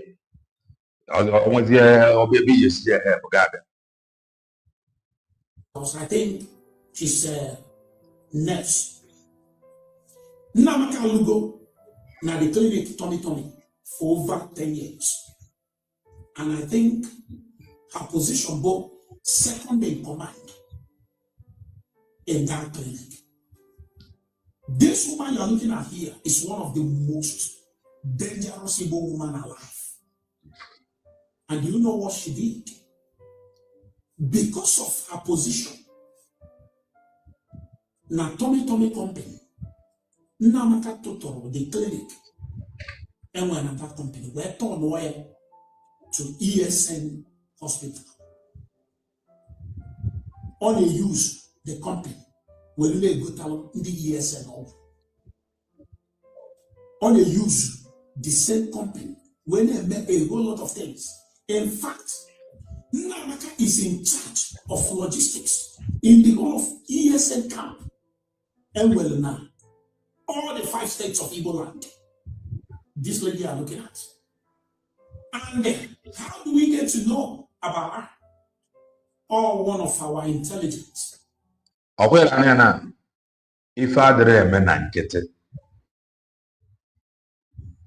are our own problem. We are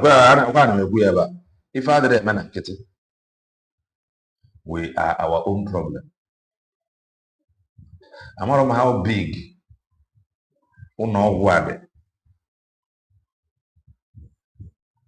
why are you not in control? I don't know how big the whole body, according to him, that the woman are in control. And all of you man in position of Ikenguru. All of you man, his position.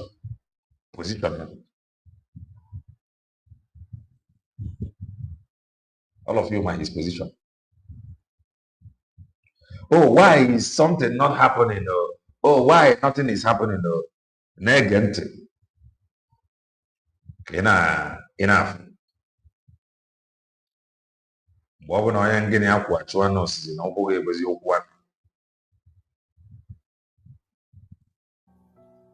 And that one son, that Team Spider, will always deliver.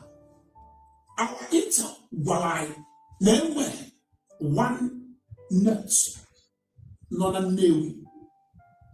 His intel, Barufa, name one nurse, not a new. Dangerous than any woman living in Nnewi. I went by investigation. That's Team Spider. Now, during the investigation, I feel a whole lot of activities. In fact, at some point, Mbawalik, the Spider himself, got undercover investigation. Almost said to obey this woman nor lift. However, no one shuttle bus park in Ihubera. Immediately, that shuttle bus for our undercover investigator was zoom off, and there were 2 AK-47 near the bus. Man, because na Spider no undercover or man reacting or just normal like a normal person. So now what happened? I went put them on Monday. I think Monday should be March 31st, 2026. Ọ ya ka o ji eme ya ka eji wee need ndị dị genuine, sincere and serious, because the fight na-ada gata eji wee need genuine and sincere. The ọgụ na-ada gata.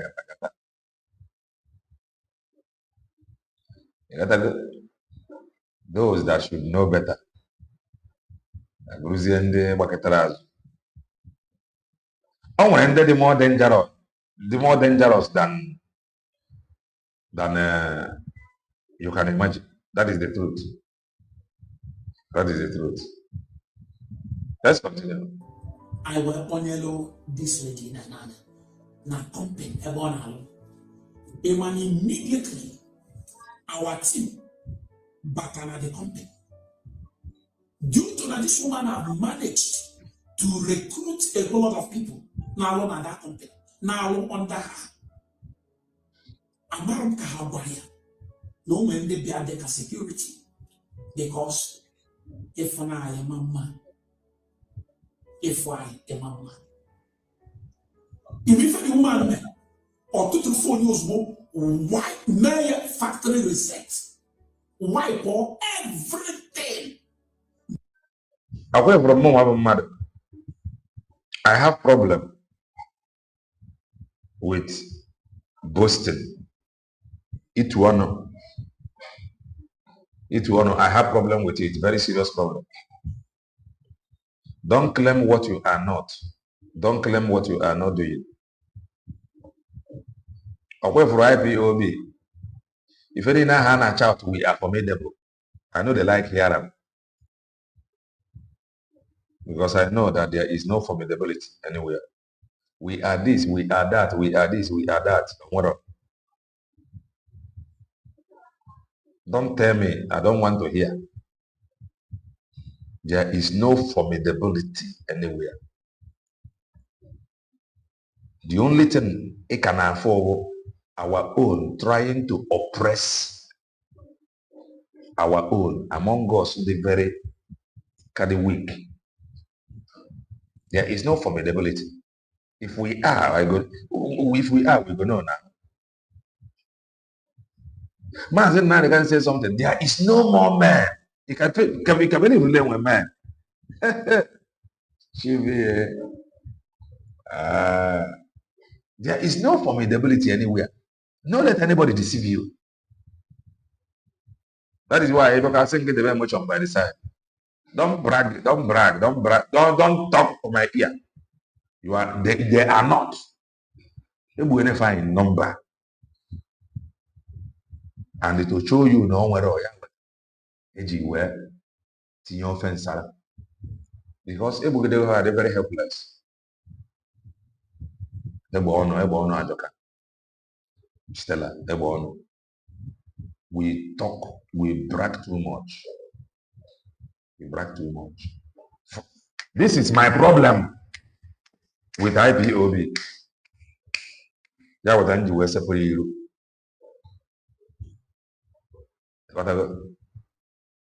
Open even formidability, you go know, you be children.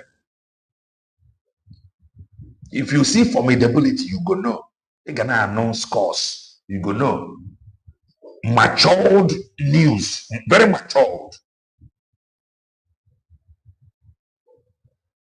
Matured news.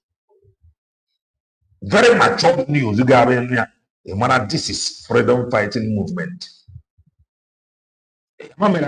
This is freedom fighting movement. Don't be assured by the mama fly. So I have serious problem with it. That's what I know they pay attention. Oh God, Hannah me one family. We are formidable. Mossad. Our M branch is second to none. We are formidable. Oh my God. But he believe all that whatever body about the Then I phone you. We phone If I the formidable will are their own people. Their own people can find the formidable. Their own people can find the formidable. Their own people. If you want to see the strength of the die, if you want to see our formidability, oh, our own people. If for any man threatening Kelena TV, freedom fighters, how many people have he threatened?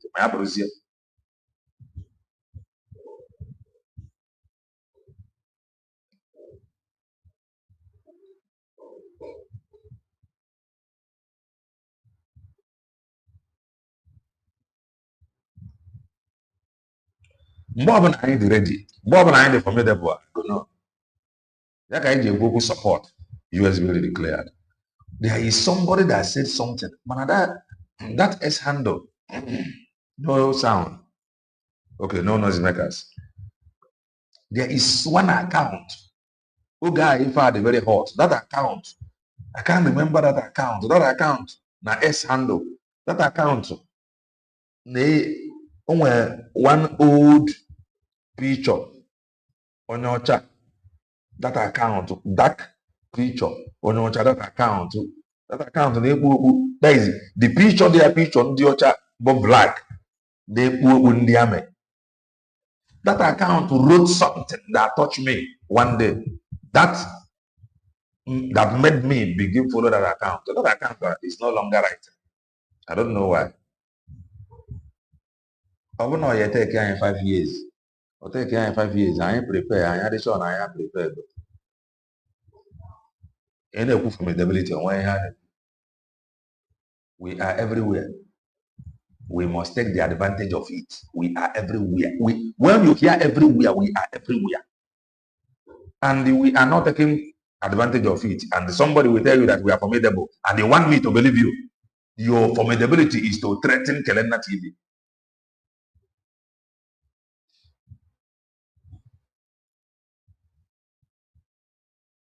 And I'm telling you, everybody the formidable with our own people. That is where you will see our formidability. Listen to him. Did the clinic will for the Zoebo body. I bow to the point, every woman. She wanted to disappear. To tell you how dangerous. You are very correct. You are very correct. You are following. Alpha. I come after if I'm gonna order. Alpha. Yes. I remember this name now. I remember this name now. Yes. Is this name that S? I no longer see his post like before. Is he still writing? Because that's a plan of ha! I ain't in the world of Bible says, ye wait here until I enter you with power. How many more can actually wait? Waiting time is not wasting time. We too get mouth. We too talk. We are not formidable. If we are your formidability is not to show me. I don't need to know. Scores. I don't need to know. Some of us some of us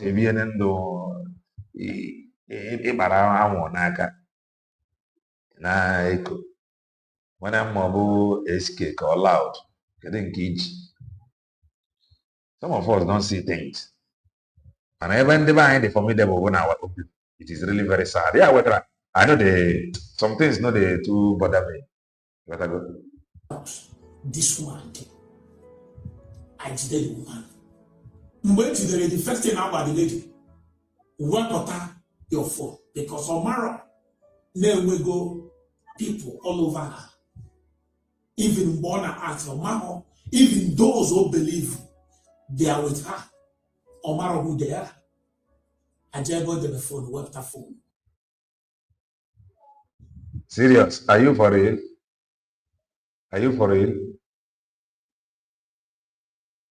Are you for real? That S handle, everywhere they hit up. The S handle. I will just read from that S handle. I said, okay.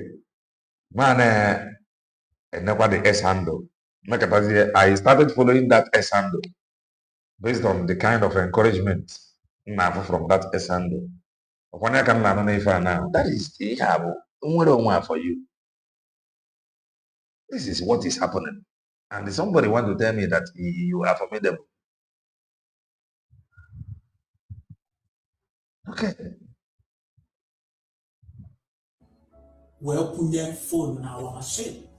Restore all the data. Okay. What change you going to Hey, yeah. It will shock you. The things I found for this woman. Whoever know this woman, then in charge of Gentles camp, B440 camp, the woman they in charge of logistics, like I said. Now when I supply. You are very correct. Ndugu megidesi na ife ha chọrọ na freedom. Abeg ka a ga-eji ya enyefe ya abeg come and take it. Family dey kwụsị na onwere onwe na kabacho. No caliphate kabacho side be ha. Nobody. Speed ka ndị be anyị dey iji park. Nna abịa na bịa were bụ come and take it. We are not formidable. Stop deceiving. Let us stop deceiving ourselves.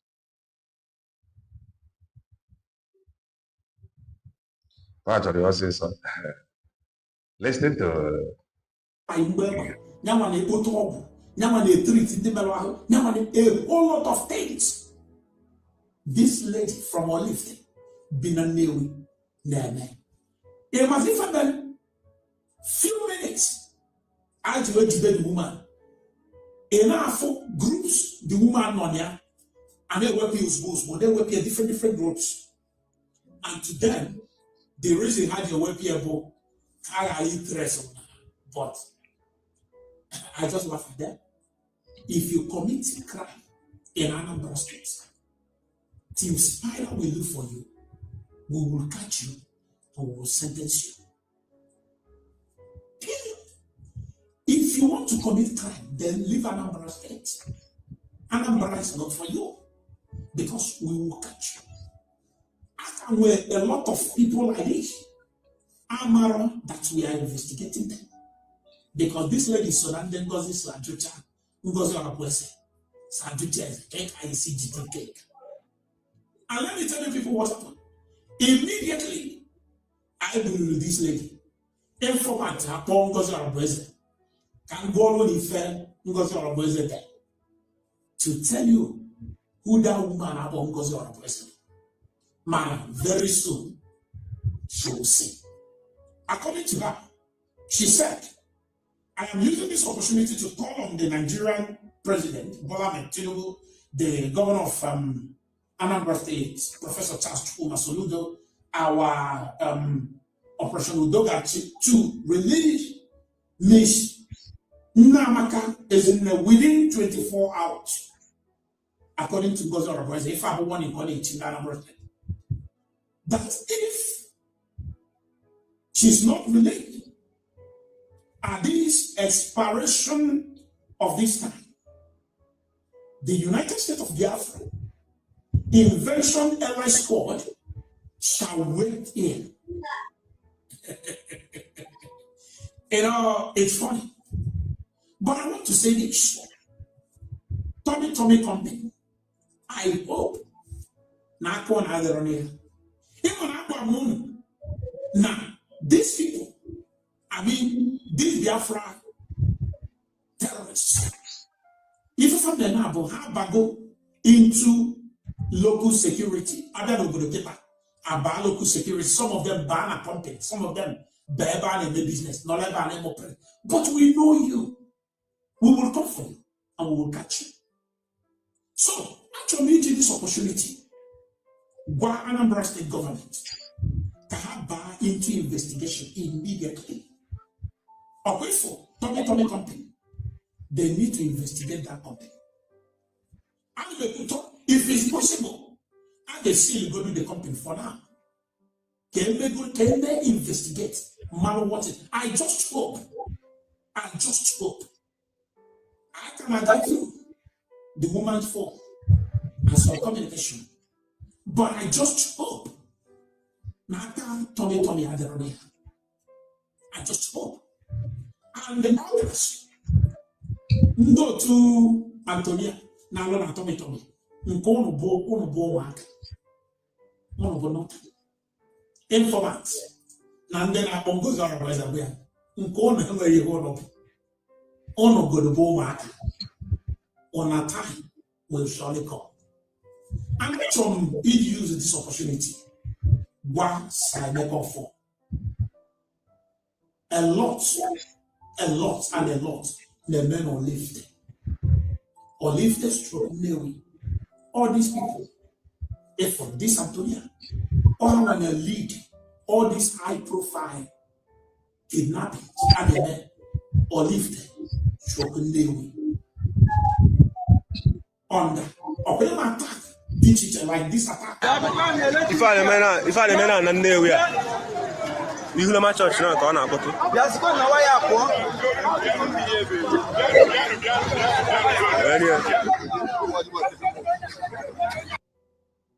this attacking the man, all these people, and this Antonia about it. But you know what? Let Anambra State government investigate Tommy. Let Anambra State government investigate Tommy.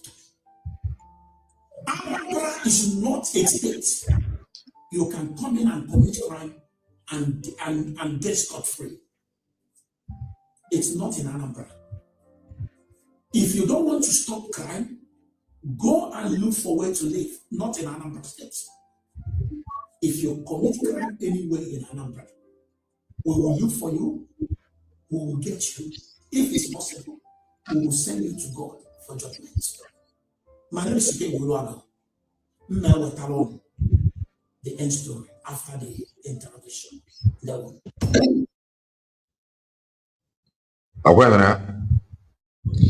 That write-up,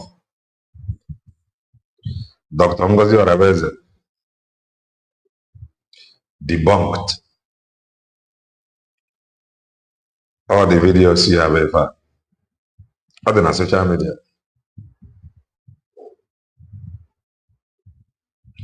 Yes. So that is that. We are our own problem. And nothing where you could do to convince me that you are formidable for me to believe.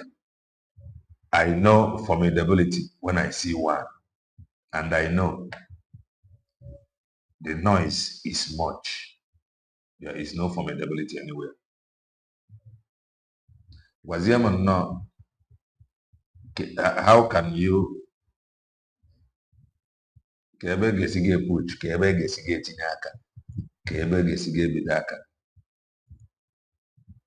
something have to be done, and that thing that must be done fast. Yes, maka enwe reason if ọbụna kwesịrị ime ji wee kwesị ka o mee fast maka na obi ka a na-agwakwa obi ka a na-agwa obi ka a na-agwa mana ife ike ya eme anyị ga-eme anyị iji ejije eme. We must embrace this truth one day.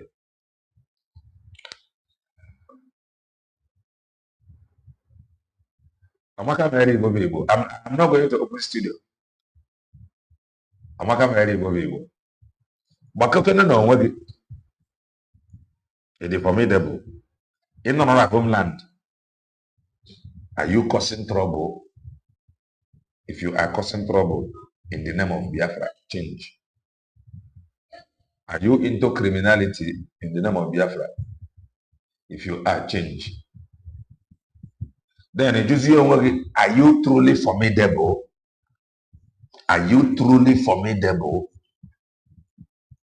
I know that you are not. And you know that you are not. Any formidability, any formidability, that is not formidability. Any formidability among us, That is not formidability. Onye chọrọ ike ga-apụ n'iro ga kee ike. O kesie ike n'iro akpọ ya dike, ọ bụrụ ezi ya. Ị chọrọ anyị bụ dike, gaa n'iro, gaa kee ike n'iro. Ikesia ike n'iro ịbata. Ntu anyị pụrụ onye pụọ abroad na o meki ego, ọ na-abịa nne ya ọrụ ụlọ, o tinyesịa nwa ụmụ ọkụ sola ndị China mere na ọ dị nwa affordable because ọ kwadoro ogota nwa generator from China tinye ya everything from China. So ụdị ike a ka ihe eke ịpụ abroad kpata ego ịrụ ụlọ na be nna ya lụọ nwaanyị mụọ nwa. So ọ bụrụ na dị formidable pụọ outside kee ike ka ịfụ need formidable, it will draw more souls closer. Pray for Maazị Banjoko. Pray for Maazị Nnamdi Kanu. Pray for Dr. Ngozi Orabeze. Those fighting them. Ka Chukwu Okike Abịama return Ora Fadio. Anyone among them that is working against them, God should expose them. Makana every 12 enwe Judas. Tinye ya na-ekpere ka anyị mechie ni ọnụ ka anyị mata na anyị adịrọ formidable. O nwere ndị dị formidable ịfụ ihe na-eme na plateau mana ịdịrị eji ife ọjọọ anya isi. Ndị a na-akụ ya na ndị a nwere cover na ndị a mba nke anyị bụ oppress your own, mee your own. Wow. Pray for our leaders. Kelena TV believe na Maazị Banjoko mere Arab way no disappear la Finland. No come Kali road. That is my belief. So, pray. I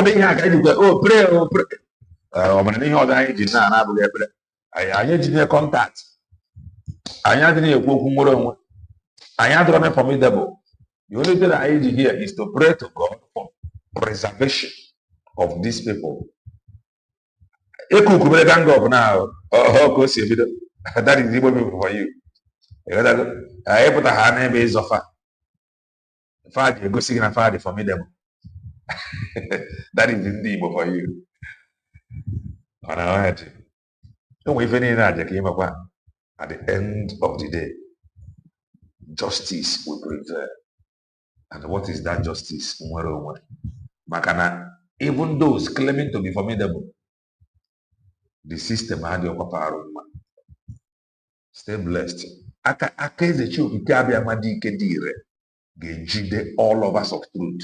No get see ike n'okwukwe. Ụmụ ife niile na-abụ temptation. Ọ na-eme mmadụ ada mba n'okwukwe. Adakwana mba. Pray for me and I am praying for you too. You will never know shame. Imanda mba. Ị ga-anọgide si ike n'okwukwe. Nwere onwe a abịasịa narị. Ọ ka o si wee bịa ka anyị akọ n'akụkọ. Ị ga-abụ a witness. Anyị ga-abụ a witness. Ka o si wee mee. Maka na ọ bụrụ obodo bụ good mma anyị ama na-ekwu okwu ya. Ọ bụrụkwa na anyị fụrụ blueprint nke eji esi ga-eme ọ dị mma anyị ama na-ekwu okwu ya. So ị ga-testify for supporting the truth. Ọmaka ga-emere gị. For standing for truth. Ọmaka ga-emere gị. For standing for that is right. Ọmaka ga-emere gị. May your day break the evil in the womb of time. Farmer Mfugani. This month, ndị niile na-achọ gị ga-ada. The evil in the womb of time. May they encounter miscarriage. Make your prayer carry fire. I need the victory. Victory. I need the victory. N'isi Maazị Banjoko maka ọ ga-adị na record one of us maka nwere onwe nke Biafra. Ọ gara nga na be ndị ọcha. That place anyị si na nwere onwe anyị esi ga abịa. He went in and he conquered them and the far up there. About the beginning of this nwere onwe. So if you take his release or freedom serious, you are equally taking the struggle serious. If you allow him to fail, Amanda, please stay blessed and bye for now.